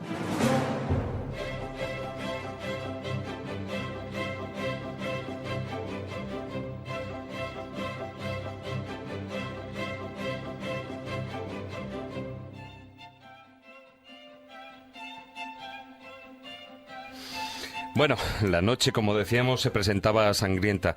Tener cuidado, como decía Miguel Salas, nuestro colaborador, tener cuidado con esos libros viejos. Y hablando de libros viejos, más que libros, en muchos de estos casos se trata de documentos malditos. Muy buenas noches, don Fermín Mayorga. Hola, muy buenas noches a todos. Hoy nos traes, ya que estamos hablando de las maldiciones o incluso muchos de estos objetos que son relacionados con el mal o incluso con el mismísimo diablo, pues no nos traes documentos malditos relacionados con él. Totalmente, y sobre todo sabemos que existen y muchos, ¿no? Sobre todo si nos centramos, como siempre, en los documentos inquisitoriales, es decir, cantidad de personas que fueron condenadas precisamente por pactar con el demonio, y no solamente ya personas de la justicia civil, que a veces creemos, ¿no?, que son donde más se labraba este tipo de comportamiento. Sin embargo, no es ahí donde más se labraba, eran en los conventos, donde precisamente había mayor número de pactos con el demonio, ¿no? Y sin duda alguna, uno de los más fuertes o potentes lo encontremos precisamente, bueno, lo acabo de publicar hace poquito, una monja de un convento de clarisas de Las Palmas de Gran Canaria, llamada Sor Juana de San Bernardo, sí. Una mujer que pactó con el demonio con su propia sangre, como era el ritual, escribiendo una cédula, una nómina, donde ponía precisamente: entrego mi alma al diablo a cambio de que, bueno, pues me haga feliz, me pueda enriquecer e incluso salir del convento, que es lo que en definitiva pretendía, porque la obligaron con 13 años a ser enclaustrada. El tema es que esta monja, bueno, pues también debe fornicar con el mismo demonio. El demonio le dio un anillo maldito, donde la figura que presentaba en la piedra era la del diablo Asmodeón, que parece ser que era el caudillo de la lujuria, ¿no? Yo la catalogo como la reina de la lujuria dentro de las muchas monjas que pasaron con el diablo en España, quizás esta sea una de las más emblemáticas, ¿no? Bueno, pues esta mujer, con ese anillo que tenía, y según le informó y le dijo el diablo, podía perfectamente tener relaciones con todas aquellas personas que ella quisiese, y cuenta en el documento inquisitorial que tuvo relaciones con millones de personas, entre ellos obispos, sacerdotes y toda la persona que se acercase. Bueno, eso es algo exagerado, yo creo, lo de los millones. Yo también creo que es algo exagerado. Igual es que los millones en el Hombre, siglo con total XVI, seguridad, ¿no? Salvo que los millones se coman los ceros. No, hombre, desde luego. Pero bueno, la verdad es que había muchos de estos pactos. Una cosa que más nos ha sorprendido es cuando has comentado que donde más se realizaban ese tipo de pactos satánicos era en los conventos. En los conventos, ¿no? Y hay conventos enteros que son precisamente condenados por el Santo Oficio precisamente por pactar con el demonio. Hay uno en concreto, ya lo hemos comentado una vez ahí en la Escóbula, en Malagón, que todo el convento fue condenado, todas las carmelitas fueron condenadas por pactar con el demonio, o las famosas monjas de aquí de Madrid, ¿no?, del convento de la Encarnación, que allá por 1700. Pero bueno, es normal, realmente quien pactaba con el demonio era el que creía en Dios y en el demonio. O sea, la mayoría de la población ni sabían, muchos de ellos, quién era el demonio, entonces ¿con quién iban a pactar? Muchas veces se enteraban cuando los quemaban en la hoguera de quién era el demonio, pero no por otra razón. O sea, que es importante tener ese punto en cuenta. Totalmente de acuerdo, es así. Lógicamente la Iglesia ensalzaba al demonio y a la vez también ensalzaba a Cristo. Y si Cristo estaba ahí y el demonio estaba ahí, era porque también estaba Cristo de alguna forma, porque lo tentó en su momento, ¿no? Por lo tanto, esta realidad se vivió, pero hay una miscelánea de casos malditos, sin duda alguna, que guardan relación con el mundo de la Inquisición y que pasan desapercibidos, ¿no? Para el mundo del misterio muchas veces. Por ejemplo, no oímos hablar así del vudú, de algunos casos condenados de personas por la Inquisición por practicar vudú aquí en España, pero sin embargo, fíjate, hay un muñeco que es terrorífico y que fue terrorífico para todo el país durante 350 años, y era el pelele inquisitorial. Ese muñeco que la Inquisición le hacía, como ya hemos contado una vez, a esas personas, ¿no?, que morían bajo tortura en las cárceles secretas de la Inquisición o en la Cámara del Tormento, o por alguna enfermedad, y a la que el cadáver nunca se lo entregaban a la familia, ¿no?, sino que la Inquisición tenía una especie de esterquera, digamos, que ellos llamaban cementerio, donde metían a estas personas enterradas.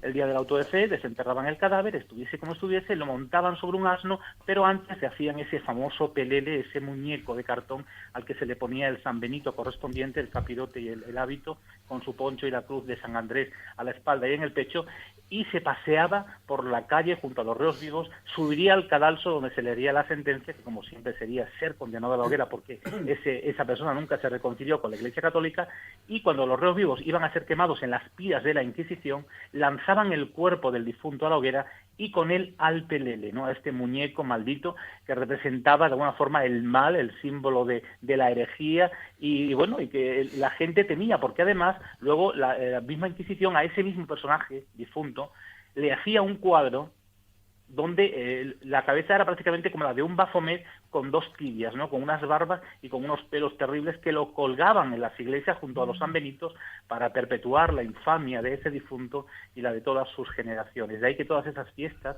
que vemos en muchísimos pueblos hoy en día, donde el pelele es el protagonista y se quema, esté relacionada precisamente con esto que estamos contando, con la Inquisición, ¿no? Pero bueno, dejo ahí esa miscelánea, ese muñeco del que apenas se habla, ¿no?, y que creo que tiene su maldición, ¿no?, como tal. Pero fíjate, hay un tema también muy relacionado con este mundo, que es el mundo de los cementerios malditos españoles, que es algo que tampoco se suele tocar mucho, ¿no? Y la gente dirá, pero Fermín, ¿qué estás diciendo? ¿Cementerios malditos españoles? ¿Pero cuándo un cementerio puede ser considerado maldito? Pues, queridos oyentes, nunca nos olvidemos que los niños no bautizados, los ahorcados, las prostitutas, no eran enterrados con cruces y no eran enterrados en Camposanto. Se echaban fuera de los campos santos, no tenían derecho a la resurrección. El limbo sería en este caso su deriva, ¿no? Y bueno, esos cementerios están ahí, ¿no? Y en algunos incluso se guardan verdaderas tradiciones potentes, ¿no?, que llegan incluso a colapsar la mente de familias enteras, como por ejemplo en un pueblo de A Coruña, que aún al día de hoy la gente sigue, ¿no?, yendo a ese cementerio maldito para la Iglesia Católica, porque eran gente, en este caso, que habían violado el camino del crucificado, o el niño inocente que no pudo nunca ser bautizado porque murió antes de poder desarrollar ese sacramento. Y la gente aún al día de hoy sigue visitando estos cementerios que están destruidos, están como abandonados por ese cariz maldito que tienen, pero que algunos familiares siguen llevando esas flores, pero son tumbas que no pueden tener una cruz. Y si alguna cruz se le ponía, era fuera del cementerio y tenía que ser de madera. No podía ser nunca una cruz hecha de mármol o un poco más vistosa, ¿no? Ahí tenemos otro en Comilla, un cementerio muy curioso de niños no bautizados, también ajeno a lo que sería el Campo Santo como tal, que está bien, es un espacio maldito donde las personas que yacen en esas tumbas son esos inocentes niños que en nombre de Dios le negaron, ¿no?, la resurrección, y ese espacio sagrado que todo cristiano o todo ser humano debería tener y debería de respetarse, ¿no?, como tal. Ahí tenemos un caso más de maldición, esos cementerios malditos que sin duda alguna sería digno de hacer alguna ruta por diferentes lugares, porque no hay solamente dos, hay muchos más. Es cuestión de meterse en internet y seguramente localizarán todos estos temas de los que estamos hablando, ¿no?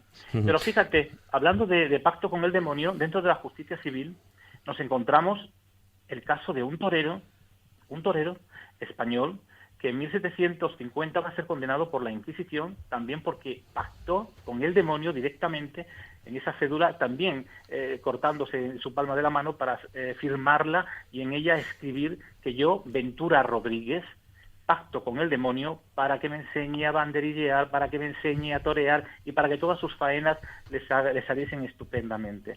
Un caso curioso, ¿quién lo diría?, en el mundo del toreo, aunque no es menos cierto que el mundo del toreo está cargado de superstición desde siempre, ¿no?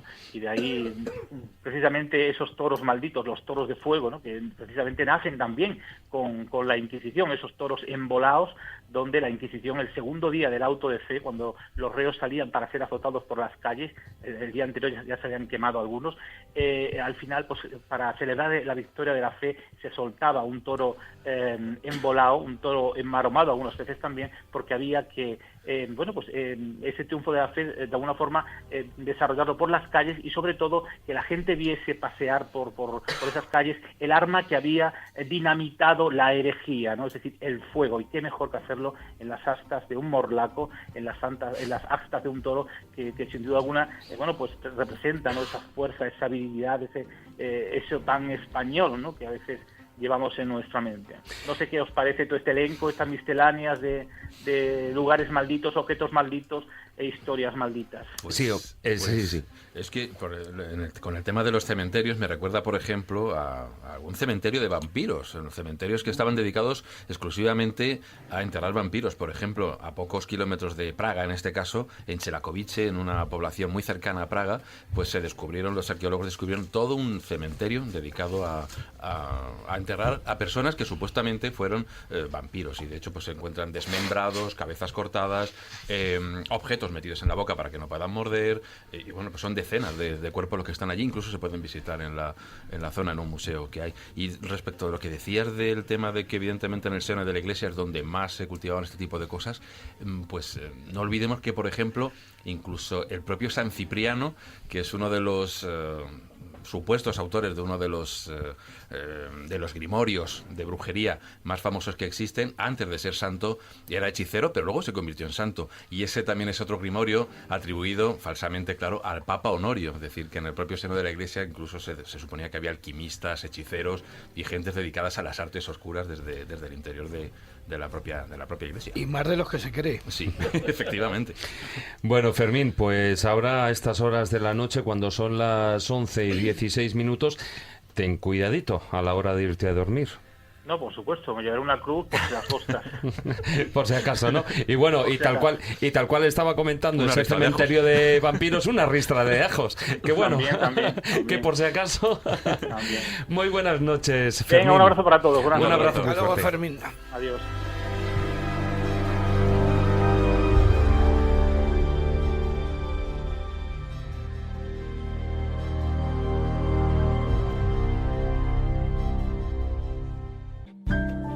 La escóbula de la brújula. Dirige Jesús Callejo. Presenta David Sentinella.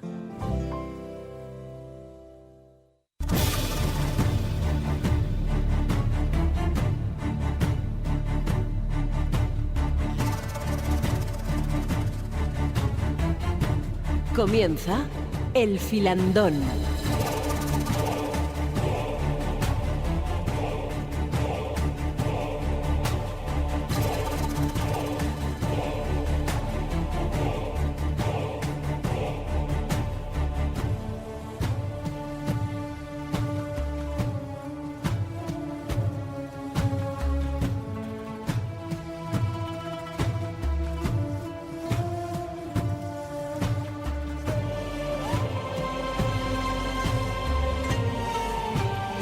Y bueno, ya empezamos este filandón, el que ya habíamos anticipado muchas cosas, y como estamos comentando a micrófono cerrado, como seguro, y además nos lo han pedido ahí por internet en nuestra página de Facebook, en la Escóbula de la Brújula, nos comentaban un famoso museo, el Museo Warren. Warren, que es uno de los museos, posiblemente el museo donde más objetos malditos haya, ¿no es así, Javier? Al menos tiene fama de ello, efectivamente. Es el museo familiar de los Warren, que está, es un museo que crearon ellos en su propia casa, allá en Connecticut, y que el matrimonio Warren, ¿no? Sí, efectivamente. Que además es curioso, porque ella era vidente y él supuestamente como demonólogo. No, exorcista. Exorcista, perdón, tienes razón. Sí, demonólogo, de hecho, se autoproclamaba él, es decir, conocedor de las artes del demonio, de los diferentes demonios, jerarquías infernales, etcétera, y claro, él también decía que era capaz de exorcizar. Sin embargo, la otra parte, la contraparte, la que le decía o le informaba de las supuestas entidades que encontraban esos objetos, pues ella era Lorraine, ¿no? Que se atribuía a ella pues el ser un poco la sensitiva, ¿no? del matrimonio. Y sí, allí en su casa empezaron a de alguna forma coleccionar objetos que según ellos pues era muy peligrosos tenerlos por ahí, y pese a que los habían exorcizado, pues decían que aún podían ser peligrosos, y empezaron a montar allí un pequeño museo en su casa de Connecticut, y bueno, allí está ese museo que es muy visitado. En el además, sótano, claro, efectivamente. Sí, además cobran una pequeña entrada. Sí, efectivamente, sí. Y de hecho, por ejemplo, Annabelle, que es el personaje el más típico, famoso, ¿no? Claro, y que digamos que es el protagonista y el que va a ver todo el mundo, aparte de los objetos que haya por allí, pues de vez en cuando, tengo entendido, no sé si lo habrán dicho ya, pero cuando estaba escribiendo el libro, precisamente ya estaba anunciando Lorraine Warren que iba a sacar a Annabelle del sótano, de esa caja en la que está encerrada con candado, con ese cartel que dice no abrir bajo ningún concepto, con ese arcano número 15 del diablo puesto ahí, la cruz encima, etcétera, que lo iba a sacar para llevarlo a una especie de convención donde, sí, previo pago, pues la gente podría hacerse fotos con Annabelle, eso sí, bajo unas extremas medidas de seguridad. Y los suicidas darle la mano y cosas así. Por supuesto. Bueno, antes de entrar en la historia de Annabelle y de esos muñecos malditos, estamos hablando del Museo Warren, que además dio lugar a una película, el expediente Warren, pero también realmente estas personas se hicieron famosas gracias a la película de Annabelle, porque antes no los conocía ni Dios. No, efectivamente. No tenía ninguna respuesta. Lo que pasa es que, claro, al utilizar la historia del muñeco y que le tenían allí, porque se basan en la historia que supuestamente que ellos cuentan de lo que han vivido, pues es el inicio de que entren, sobre todo a nivel de internet, la aparición del museo y con todas las referencias a nivel de Annabelle. Seamos sinceros, esto se inicia directamente desde la propia empresa de la película como un reclamo, ¿no? Un reclamo directamente, o sea, una información viral que meten en internet para conseguir un mayor interés dentro de la población para ir a ver la película, y la respuesta se notó, o sea, hubo una gran afluencia de público, sobre todo en Estados Unidos, y eso hizo que, claro, que el museo se hiciera lo suficientemente conocido como para que fuera la película siguiente a hacer el propio Museo Warren. Antes de que entremos en el tema de los muñecos malditos, hay una cosa que yo la planteo como tema para debate porque me parece muy curioso, y es que hay como una jerarquía de muñecos malditos, y los número 1 lo ocupan aquellos en los que el ser humano de manera directa interviene en su personalidad. Muñecos de ventríloco y títeres. Fíjate qué cosa más curiosa. Claro, sí. Lo que decíamos antes, la proyección. Es la proyección propia, o sea, incluso fijaros que estos muñecos como el de Annabelle, que fue un muñeco que se hizo bastante famoso en Estados Unidos, el modelo, y se mantuvo durante un montón de años, la característica es que te lo vendían como la amiga perfecta para tu niña. Eso es. Es decir, ya te lo vendían con una personalidad propia, era algo independiente, era algo que no era un muñeco, era la amiga. Por lo tanto, ya estás jugando un poco y creando esa situación equívoca. Con un nombre también, con un nombre, evidentemente jugaba también a poner un nombre propio a cada muñeco. O sea, todo eso es crear una personalidad o una independencia que, bueno, que a saber hasta qué extremo eso influye en las propias personas y su sugestión, o lo que queramos decir, acaba creando estos fenómenos, estos muñecos especiales, claro. Sí, claro, hay mucho de ello. Porque, bueno, la marca que sacó Annabelle era Raggedy que viene a ser como aquí las muñecas famosas, ¿no? Sí, o sea, es una marca muy conocida. Y Annabelle, bueno, pues cuéntanos un poquitín por encima lo que es la historia que le dio la fama a la muñeca.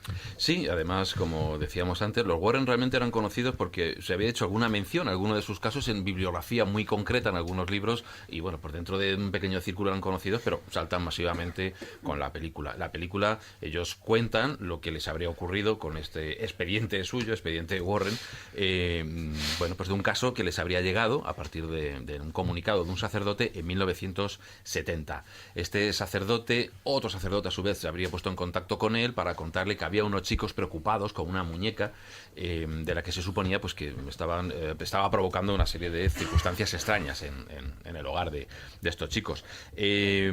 Annabelle llega a la vida de estos chicos, pues bueno, son Donna y Angie, en principio son 2 chicas, 2 estudiantes, quiero recordar que eran enfermeras de enfermería y bueno, pues son unas chicas adolescentes, viven ellas en su propio piso y en el cumpleaños de Donna, pues su madre le regala este ejemplar, que ya de hecho había pasado de moda. Este ejemplar, sí, claro, es un ejemplar de la Raggedy Ann, claro, pues bueno, pues había pasado de moda. De un muñeco que se empezó a hacer en los años 30. Claro, o sea, efectivamente. No era una cosa muy... Sí, de hecho era una cosa ya curiosa, es decir, ya por entonces... Eso se parecía como la Mariquita Pérez, una muñeca de tradición. Sí, era una muñeca de tradición. Sí. Claro, entonces nada, pues esta chica, Donna, pues dijo, pues qué bonita, pues la voy a poner lo típico que va a hacer un adolescente en esta circunstancia, pues la pone en su cuarto, en la cama, encima de la cama. Y mira que de un careto que vamos a hacerlo, pues sí, ahora que ver la película, o sea, lo que es el careto de la Anabel que te pone en la película, ya se te quita la gana de todo. Sí, no, es peor. Sí, bueno, pues nada, pues la dejan ahí y tanto Donna como Angie, la primera que dice que empieza a notar cosas raras es Angie, curiosamente, que también me parece que es algo importante en la historia. Empieza a decir que no, que dejan la muñeca de una manera y que cuando vuelven a casa después de sus estudios, etcétera, pues se la encuentran cambiada de sitio o cambiada de posición o en una tesitura en la que no la habían dejado antes. Entonces pues empiezan un poco como broma, pues mira, no está como la hemos dejado. Pero luego empiezan a aparecer una serie de mensajes en pergamino, o sea, no en papel normal y en un papel de cuaderno normal, en pergamino, lo cual ya resulta bastante curioso. Mensajes del tipo, ayúdanos, me echas de menos, como pregunta, o salven a Lou. Curiosamente, Lou es el novio en ese momento de Donna. Y bueno, pues todo empieza así, empiezan a pensar que alguien les está gastando una broma, pero como empiezan a encontrarla en los sitios más dispares de la casa, empiezan a preocuparse un poco y según cuentan según cuentan los Warren, claro, pues nada, consultan a una medium. Esta medium lo que les dice es que dentro de la muñeca vive el espíritu, pues ya trata con este espíritu, y que es el espíritu de una niña pequeña, Annabel Higgins, que supuestamente habría muerto en el solar donde estaba construida la casa. Y bueno, pues lo que ella pide, la muñeca lo único que hace es llamar la atención, porque lo que quiere es que la adopten, necesita cariño, es una niña pequeña, etcétera. Tanto Donna como Angie, pues llevados por esta tierna historia, ¿no?, de esta niña pequeña que busca cariño, pues la adoptan hasta el punto de que hablan con ella y la integran como si fuera más un personaje de la familia. El que no está contento con la situación es Lou. Claro. El novio de Donna, que desde un principio, en cuanto vio la muñeca, dijo, qué mal no me da buena espina esta muñeca. Claro, ya encima al ver que las dos empiezan a tratarla como si fuera una más de la familia, con esa familiaridad, empieza a mosquearse bastante. El tema ya le resulta preocupante cuando empieza, quizás a lo mejor se obsesiona un poco con ella, pero es que empieza a soñar con la muñeca. Y en un momento dado, dice él que que la ve y que se le echa encima, a los pies de la cama, se le echa encima e intenta ahogarle. Esto se podría explicar como una alucinación hipnagógica, es decir, una de esas alucinaciones que tenemos en ese duerme-vela extraño en el que nos suelen ocurrir estos fenómenos, más o menos explicable, porque es una alucinación muy intensa, muy vívida, y que la gente que lo vive o que lo sufre, pues realmente llega a pensar que es real. Entonces, bueno, pues esto evidentemente también a él le pone sobre aviso, y lo que hacen es, se lo cuenta a Donna y Angie, después de otra serie de cuestiones más, pues tratan de encontrar una solución, consulta con este primer sacerdote, total, al final lo que hacen es llamar a los Warren. Los Warren llegan para allá y por intervención de Lorraine, que es sensitiva, dice que no, que están equivocados, que ese primer medium no había dado con la solución, que realmente Annabel Higgins es una personalidad inventada por una entidad que no es una niña ni es nada, es una entidad maléfica, según ellos, que lo que quiere es realmente poseer a Donna, y para eso necesita un poco como los vampiros, que tienes que invitarles a entrar en casa. Lo que han hecho ellos sin darse cuenta es darle permiso para entrar en sus vidas, adoptándola, y que es la primera forma de llegar hasta, por decirlo así, hasta la psique de Donna para poseerla. Lo que viene a continuación pues es un ritual de exorcismo por parte de los Warren, la exorcizan, pero para estar más seguros, pues lo que hacen es llevársela ellos en su coche para meterla en ese sótano en el que tienen ellos tantos objetos malditos de tantos casos que han estado investigando por los Estados Unidos.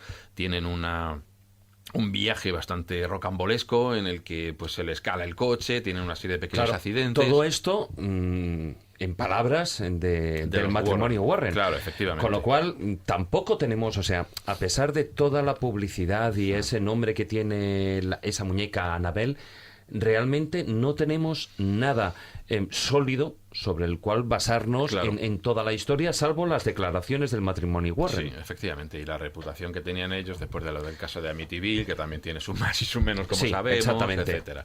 Hay otro muñeco, y en este caso, bueno, pues yo creo que si decimos en Robert, el muñeco maldito, pues igual mucha gente le dice, ¿y esto de tal? Ahora, si le dicen que fue utilizada su historia para Chucky o Chucky, el muñeco diabólico, eso ya le sonará más. Sí, más de uno arqueará la ceja y alguno dirá qué horror. Sí, efectivamente, es el muñeco que inspiró a los guionistas de Chucky para hacer ese muñeco diabólico. Y fijaros, otro muñeco que está en un museo. En este caso está en el Museo Ismartelo, que está en Key West, en Florida. Es una pequeña ciudad de Florida con cierta historia colonial. Y bueno, pues allí en 1896 viví en una gran mansión que ahora es conocida como la Casa del Artista. Voy a decir que este le conozco. Key West tiene dos museos muy curiosos, el de la piratería y este. Entonces la verdad es que es una historia, bueno, ahora que la vas a contar, por ahí te voy a hacer un comentario muy curioso. Sí, todo lo que rodea al museo y todo lo que rodea a la ciudad y al personaje de Robert realmente es muy curioso en toda la localidad. Incluso hay una frase, lo hizo Robert, que parece que es una especie de dicho de toda la población, que cuando quieren quitarse ellos la culpa de algo, lo que sea, yo no he sido, ha sido Robert. Claro, ¿no? Sí, es una especie de personaje que está un poco metido ya en todo el folclore de Key West. Bueno, pues en este museo podemos visitar al muñeco Robert y, bueno, pues este muñeco le fue regalado más adelante, cuando creció, se convirtió en un famoso pintor norteamericano de cierta fama, era Robert Eugene Otto, y en 1896 cuando era un pequeño, recibió este regalo que habría sido hecho de manera artesanal por una criada suya, que en principio pues probablemente era de las Antillas o próxima, es decir, que o estaría familiarizada con los ritos del OBA, como los que hay en Jamaica, vudú, judú. Bueno, están a 90 millas de Cuba, lo más parece que fuera cubano. Efectivamente, entonces por la mayoría de la servidumbre posiblemente fuera local a estas tierras en las que, bueno, pues existen ese tipo de creencias afroamericanas, ¿no? En las que se han hecho pues, esos sincretismos. Bueno, el caso es que Robert, que es para verlo, está vestido de marinero. Es genial, absolutamente. Yo incluso invitaría a los oyentes a que buscaran por internet para que se hagan una idea y tengan la imagen gráfica. Ahora mismo está muy deteriorado porque lleva mucho tiempo. Fijaros que esto es de 1896. Sí, es un objeto artesanal y está como apolillado. Evidentemente, pues el tiempo no lo ha tratado muy bien. Está vestido de marinero. Tiene el mismo tamaño que un niño de 6 años, la cual ya es sorprendente. Es un bicharraco, por decirlo así, en palabras sencillas. Tiene además un peluche. Es un juguete que tiene un juguete. Tiene un león pequeñito. Eso no es único de Robert. Muchos muñecos malditos tienen juguetes a su vez. Sí. O sea, son como segunda escala. Efectivamente. Es una proyección de la proyección del muñeco. Es tremendo. Y de hecho, muchas de las cosas que se le atribuyen a Robert se le atribuyen también al león. El león cambia de sitio o le cambia de mano o cosas por el estilo. Bien, el caso es que el propio Robert Eugene Otto, este niño, cuando ve a ese muñeco se enamora de él, por decirlo así, y llega hasta el punto de cederle la mitad de su nombre, como decíamos antes. Exacto. Entonces, fijaros lo que es curioso. Os veis en la fotografía para ver lo terrorífico que es. Esto es la foto mía de mira. Es tremendo. Sí. Es tremendo. Está ahí encerrado en su vitrina para que no se escape. Con su oso, además. Exactamente, ahí está. Que por cierto, el oso, que hay rumores, pero es no un es real. Es un leoncito, porque además en aquella época se puso muy de moda el teddy bear, el oso de Teddy, que es el famoso oso pequeñito que no mata al presidente Roosevelt. Entonces, bueno, toda la historia de los muñecos, de los ositos, aunque este es un león, asociados a los anglosajones, no solo a los americanos, que le regala a su padrino y que se convierte en una especie de compañero suyo, es muy curioso porque en el caso de los muñecos es una cosa aún más friki, es decir, es el muñeco que tiene muñecos para cuidar de ellos. Joder, es una cosa absurda ya. Es tremendo, es un ciclo ahí. Sí, es el ciclo ya infinito. Totalmente. Y pues nada, como os decía, lo que hace es cederle el nombre, o sea, su propio nombre, la mitad de su nombre, decirle, no, este es Robert, a partir de ahora, se lo dice a su familia, muy serio, me llamo Jean. Voy a subir a Robert a Facebook. Sí, merece la pena. Pues dicen, ahora me llamo Jean, que es el diminutivo de Eugene. Entonces, cada vez que le llaman a él por Robert, el niño no contesta. Porque dice, no, yo no soy Robert, Robert es Robert es mi muñeco. El caso es que le ven, come con él, duerme con él, juega con él, todas las actividades que hace un niño pequeño de esa edad, las hace con su muñeco Robert. Bueno, la cosa queda ahí, empiezan a pasar una serie de cosas raras, los criados le ven hablando con el muñeco, dicen que hay dos voces. claro, uno lo único que puede pensar es que realmente el niño, proyectando su personalidad en ese muñeco, cediéndole parte incluso de su personalidad, lo que hace es hablar con él impostando la voz.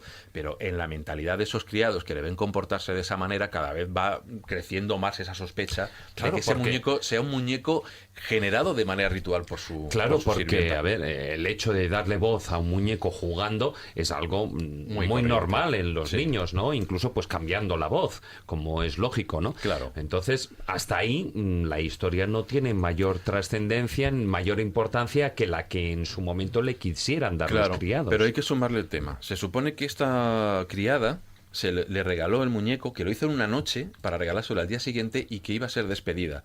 De modo que le regaló, por decirlo así, un regalo envenenado. Eso se decía entre la propia servidumbre. Sí. Porque había tenido un problema. Probablemente yo, por lo que he leído y por lo que he visto, creo deducir que por celos. Es decir, el niño estaba muy encaprichado con esta criada que le atendía personalmente a él, y por lo visto los Otto, los padres, eran pues padres muy severos, y posiblemente esa madre dijo: uy, demasiadas confianzas tiene el niño con esta criada, se toman entre sí. Entonces, solución, fuera, largarla del servicio, por decirlo así.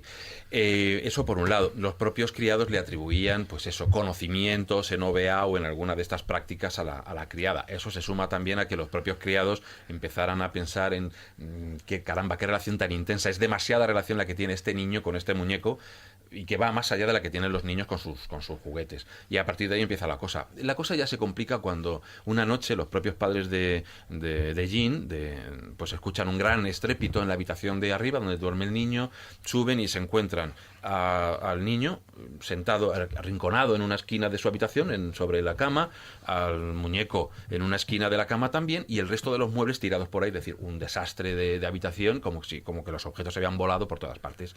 Al preguntarle los padres al niño, decirle: ¿por qué has hecho esto, Eugene? ¿Qué te ha llevado a hacer esto? Le dicen: no he sido yo, ha sido Robert. Eso es una frase además que se ha quedado en todo Key West como una especie de coletilla para todos los habitantes, ¿no? Sí, efectivamente. Claro, ahí empieza eso ya es el colmo. De ahí ya empieza a crecer mucho la leyenda del muñeco. El muñeco se queda ahí. Y al final, pues Eugene Otto crece, estudia, se va a París, se casa, y cuando mueren sus padres, hereda esa mansión en Key West, lo que es ahora mismo The Artist House, y va allí, va con su mujer, y lo que hace es encontrarse de nuevo con su muñeco. Ya es un hombre adulto, es un hombre que pinta, es un pintor de cierto renombre en los Estados Unidos, y se encuentra con su muñeco, y lo que hace es volver a retomar esa relación que había dejado un poco al irse de la casa familiar y viajar, etcétera, y lo pone arriba en el torreón. El torreón es para verlo, la casa es curiosa de ver. Una ciudad muy bonita, y una casas de madera, sí, de tipo sureño, es una preciosidad. Preciosa, sí, son casas coloniales también. Bueno, pues la arquitectura de Key West es preciosa. Y bueno, pues la pone arriba en un torreón alto, donde hay una gran vidriera. Es una torre, creo que es octogonal o de varias paredes, y con una gran vidriera lo sienta sobre una especie de silla, y Robert está mirando a la calle. Ahí empiezan un montón de leyendas. Los niños que vienen del colegio dicen que Robert se mueve, que lo saluda. Vecinos dicen que lo han visto moverse cuando no hay nadie en la casa, cuando los Otto han salido, que le ven corretear y que aparecen en diferentes sitios. Gente que va a trabajar a la casa, a hacer diferentes trabajos de fontanería, por ejemplo, dice que escucha voces de niños, que cuando se dan la vuelta el muñeco que está detrás lo encuentran girado, haciendo ese tipo de cosas, y nace una auténtica leyenda respecto de Otto. La mujer que hereda a Otto cuando el propio Otto y la mujer de Otto mueren es una familiar de ellos, y también dice dona el muñeco al museo porque dice que el muñeco no se está quieto y que le da mucho miedo, que por las noches aparece en los sitios más insospechados. Y al final, pues ahí está Robert. Mucha gente va y al Museo Ismartello a verlo, y además ahora lo más alucinante es que verás montones de cartas alrededor de él de gente que dice que le ha echado una maldición, y por favor le ruegan a él directamente que les levante la maldición. ¿Por qué? Porque le han hecho fotos sin pedirle permiso, y se supone que el muñeco, si no le pides permiso, te maldice.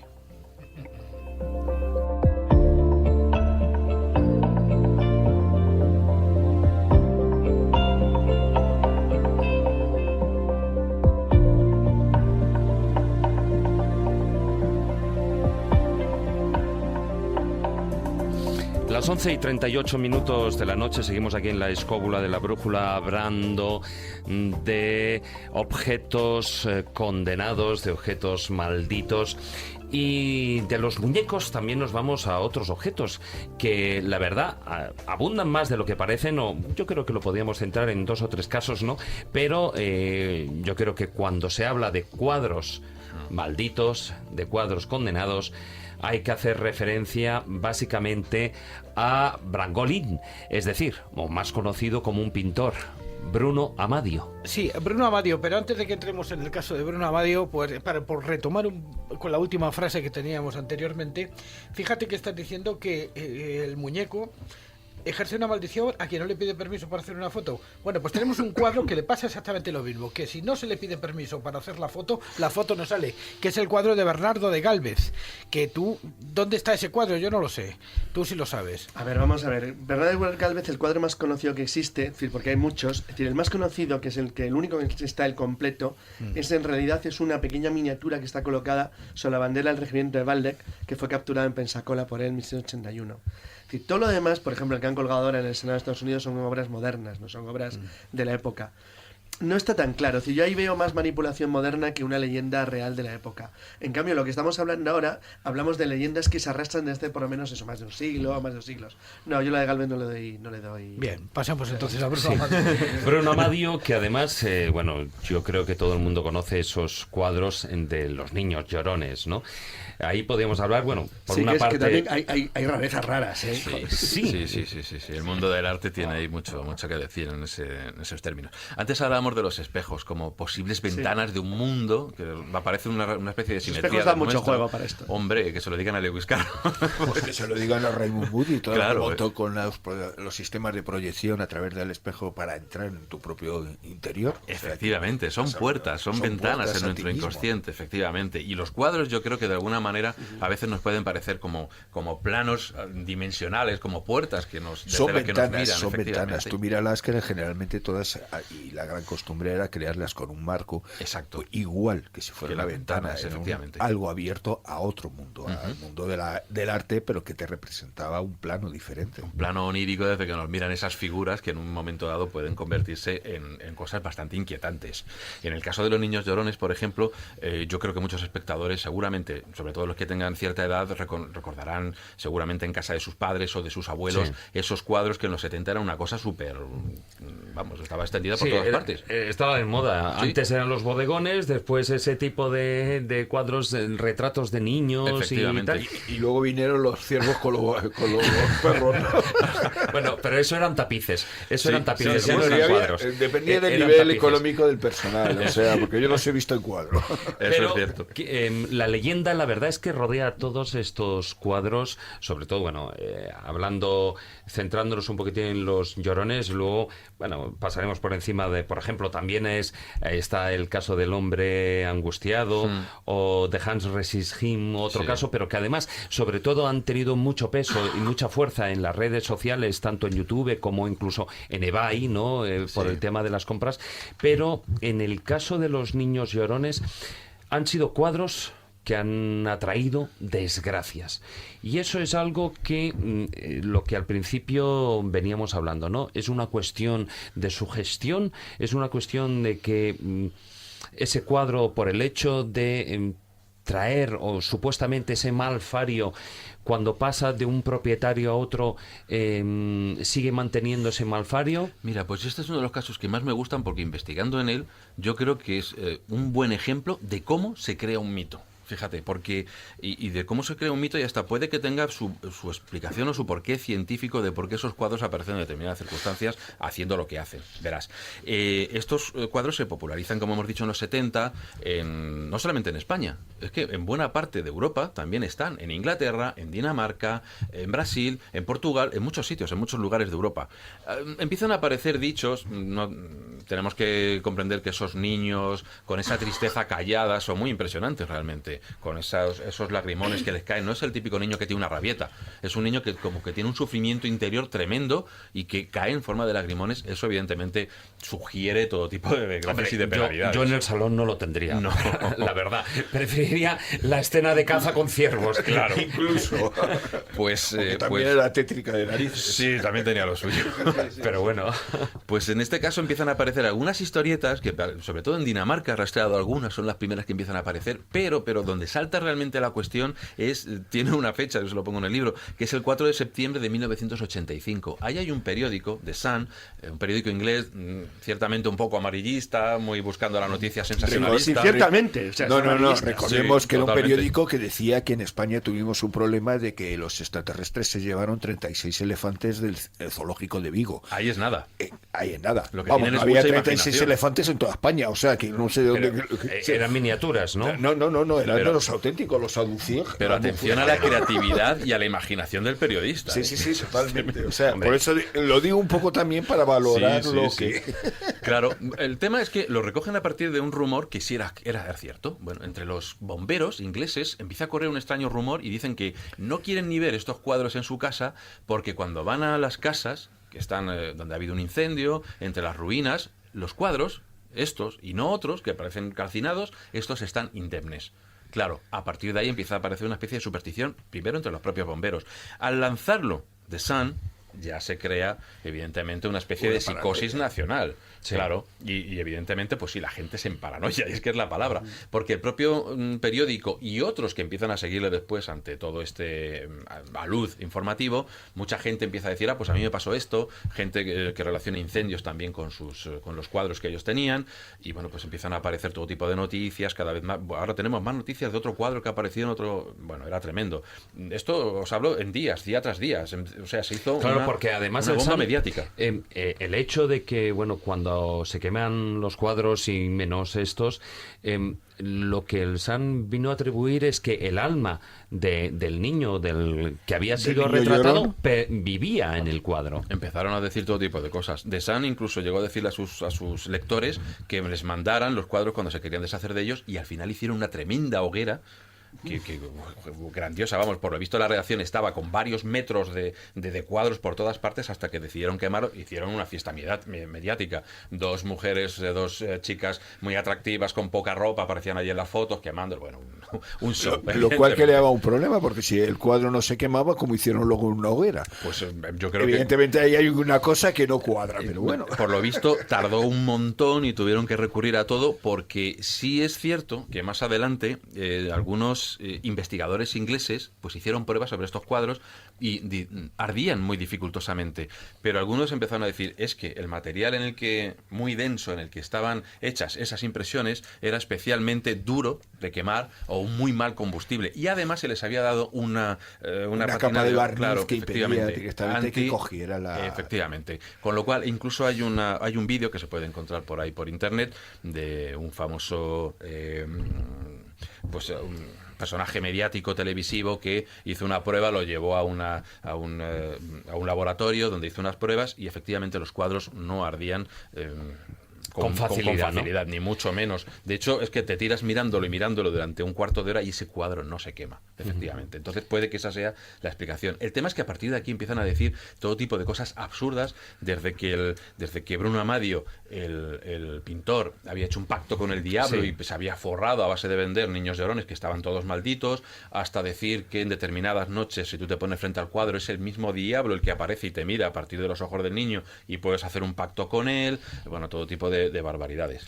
Lo que sí que sorprende, por ejemplo, es que, bueno, ¿cuántos quedan en la actualidad de estos? ¿Queda alguno de estos cuadros? Sí. 27, todavía alguno anda circulando. Y se venden a buen precio porque Bruno Amadio, en principio, no era un mal pintor, de hecho. Y es decir, están catalogados por la gente que entiende de arte como una buena obra. Y yo buscando, me he encontrado, por ejemplo, Bruno Amadio nació en Venecia en 1911 y coqueteó mucho con la ideología fascista. Hay un libro en el que aparece una obra suya que es una arquera, en la que, bueno, pues es un libro en el que se habla de las mujeres y de la gimnasia en Italia. Ya sabéis, esa fascinación que tenían este tipo de regímenes por el culto al cuerpo y un físico perfecto y una genética perfecta. Bueno, pues Bruno Amadio hacía sus cuadros y la verdad es que desde el punto de vista artístico, obviando lo ideológico, pues no eran malos. Y dejando a un lado los cuadros, más que nada porque quiero tocar diferentes objetos, y no quiero que nos vayamos de tiempo, de los cuales sí que me han llamado siempre mucho la atención son las sillas, todo tipo de asientos, ¿no? Desde la silla de la muerte de Thomas Busby hasta la que tenemos en España, si no recuerdo mal, en un museo en Valladolid. Sí, que la tienen ahí clavada.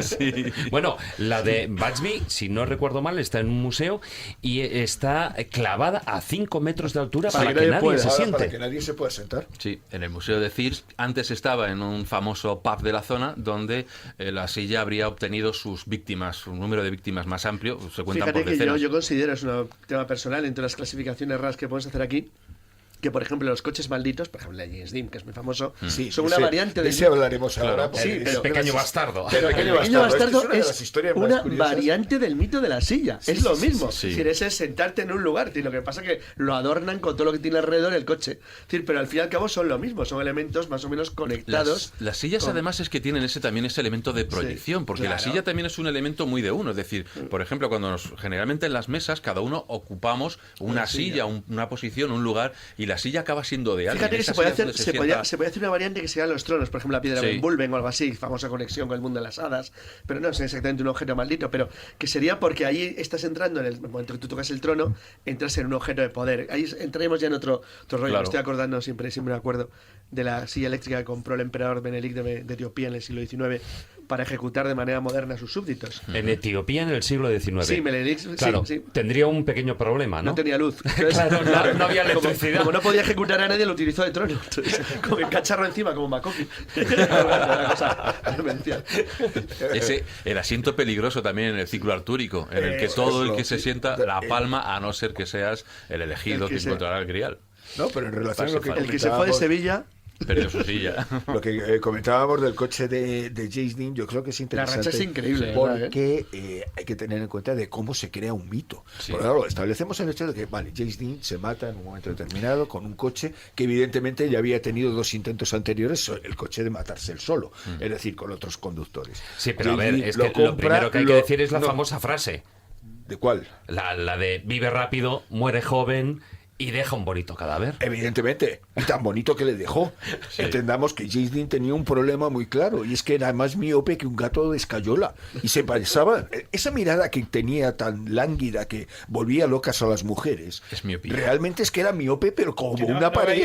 No veía nada. Y se empeñaba en conducir sin gafas. ¿Por qué? Porque como James Dean iba estropear su imagen con unas gafas. Claro, evidentemente pues conducir un Porsche metido en un coche como un Porsche 550 Speedway que te cogía los 200 en carreteras de cuarta y encima sin gafas, que además iba a competir, porque además era un amante de las carreras, o sea, no solamente es que de los coches iba lujosos, a competir con eso, y claro, iba pero como un verdadero loco, se pegó un leñazo y lógicamente se mató. Pero claro, es que la leyenda es lo bonito, ¿no? O sea, el coche, un coche maldito, no sé qué. Claro, si vemos la verdad y decimos, este señor en realidad era un imbécil, pues claro, evidentemente eso no tiene gracia. Hay que entender que tenía eso. Y si no nos sirve ya la leyenda del coche, pues metemos por medio a la pobre Madura Nurmi, a vampira, que era la que le echó la maldición porque la había abandonado. Claro, una historia preciosa, si hubiera sido verdad, porque nunca estuvieron juntos. O sea, que son historias que son lo que sí que es cierto es que James Dean choca contra otro coche, contra un Ford, ¿no? También que iba a alta velocidad. Y la leyenda no surge con la muerte de James Dean, sino surge después con las piezas cuando se es un mito muy parecido al del vuelo 401, es casi lo mismo. Hablando de objetos malditos, es el caso clásico, aunque es una historia de fantasmas realmente, y siempre está catalogada como historia de fantasmas. La relación de los fantasmas y las desgracias que ocurren después del vuelo 401 es en aviones que han heredado parte del material de cocina del avión, porque las piezas no se pueden utilizar. Sin embargo, el coche de James Dean sí son las piezas las que generan la maldición. La maldición es que va continuando.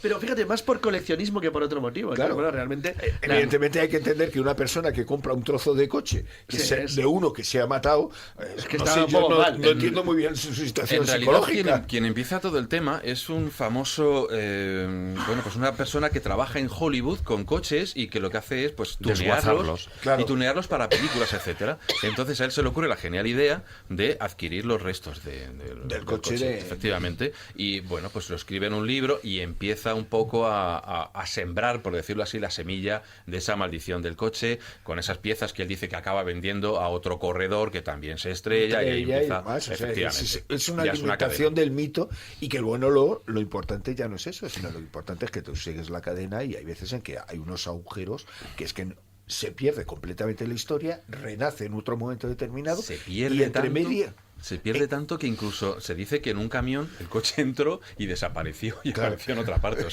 sea, son cosas absolutamente...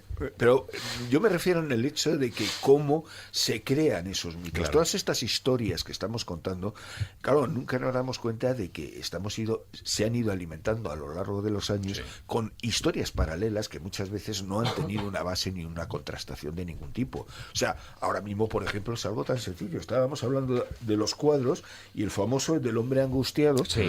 Tú puedes entrar en internet y empiezas a mirar y resulta que el señor es un fenómeno de YouTube. Robinson, o sea, el supuesto señor que le tenía el cuadro, pues te aparece desde ser el pintor a ser un director de cine que lo hereda de su abuela, pero en realidad le cuenta a la abuela que la historia del cuadro, vamos, está muerta, a ver cómo le cuenta la historia, porque si lo ha heredado estaría muerta. O sea, empiezas a ir juntando y te das cuenta de que la propia leyenda en sí se organiza de tal manera, pero lo importante no es eso, sino lo importante es que nosotros no queremos entender la realidad del fenómeno.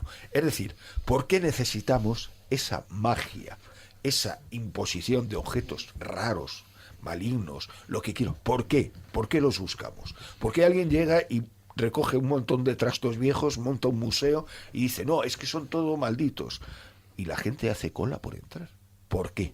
¿Qué es lo que...? Es el morbo del miedo, ¿no? Es eso, si es que en realidad... De hecho, yo creo que es el éxito, Javier, del Museo Warren, por ejemplo, ¿no? Claro, y además en determinados objetos, fijaros que antes he hablado de una clasificación desde el punto de vista mágico, pero en realidad también a lo largo del libro hago otra clasificación que es por objetos. Por un lado, hay determinada fascinación que producen ciertos objetos, las sillas.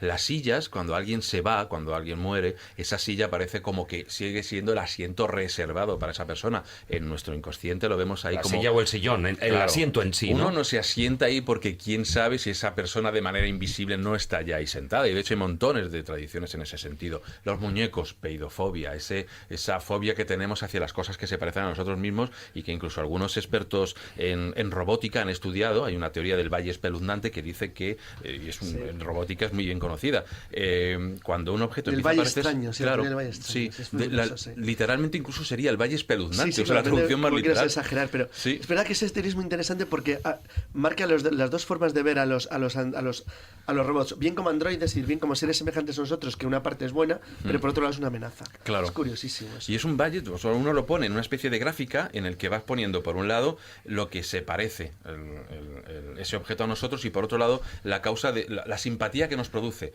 Un objeto, un muñeco hecho de madera nos produce mucha simpatía. Cuanto más se va pareciendo a nosotros, más. Pero llega un momento dado en el que se parece tanto que el material del que está hecho, que no es orgánico, que no es nuestro, empieza a darnos miedo. Y ahí el valle la curva hace un salto hacia abajo. Da pánico. Da pánico, ¿no? Bueno, vamos con la última ronda. Para vosotros, ¿existen realmente esos objetos condenados? ¿Esos objetos malditos son producto de la mente del hombre, de la superstición? ¿O realmente puede haber algún tipo de energía que se mueva para causar esas maldiciones, ¿no? Esos daños? Pues, a ver, estudiando muchos objetos, ya puedo decir que muchos de ellos son falsos. Por ejemplo, la leyenda sobre la momia maldita o la momia de la mala suerte, que habría sido la causante, por ejemplo, del hundimiento del Titanic. Sí, bueno. Que no es ni una momia siquiera. Eso es falso totalmente, sí. Es sencillamente una tapa de un sarcófago, pues muchos de ellos ves que son pues objetos, nada, o sea, sobre los que se ha montado una leyenda y una fábula.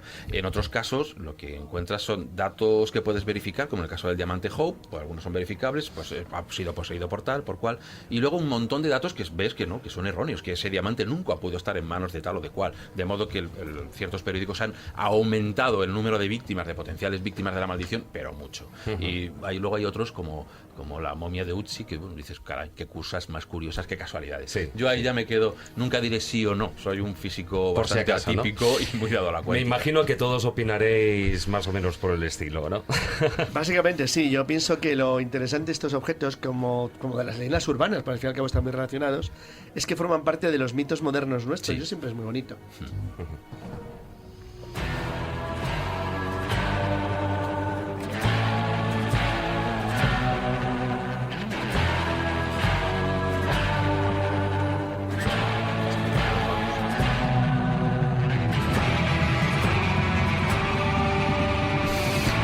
Bueno, falta minuto y medio para las 12 de la noche.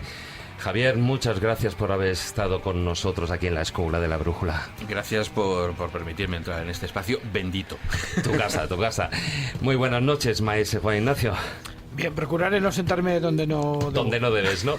Muy buenas noches, Manuel. Muy buenas noches. Muy buenas noches, Carlos. Aquí me llevo a mi Anabel. A tu Anabel. Y a todos vosotros, bueno, pues una semana más. Muchas gracias por acompañarnos durante estas 2 horas de programa.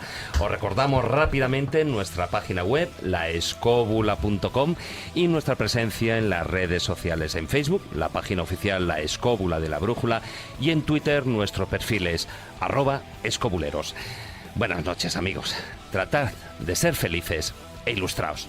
Hasta la próxima semana.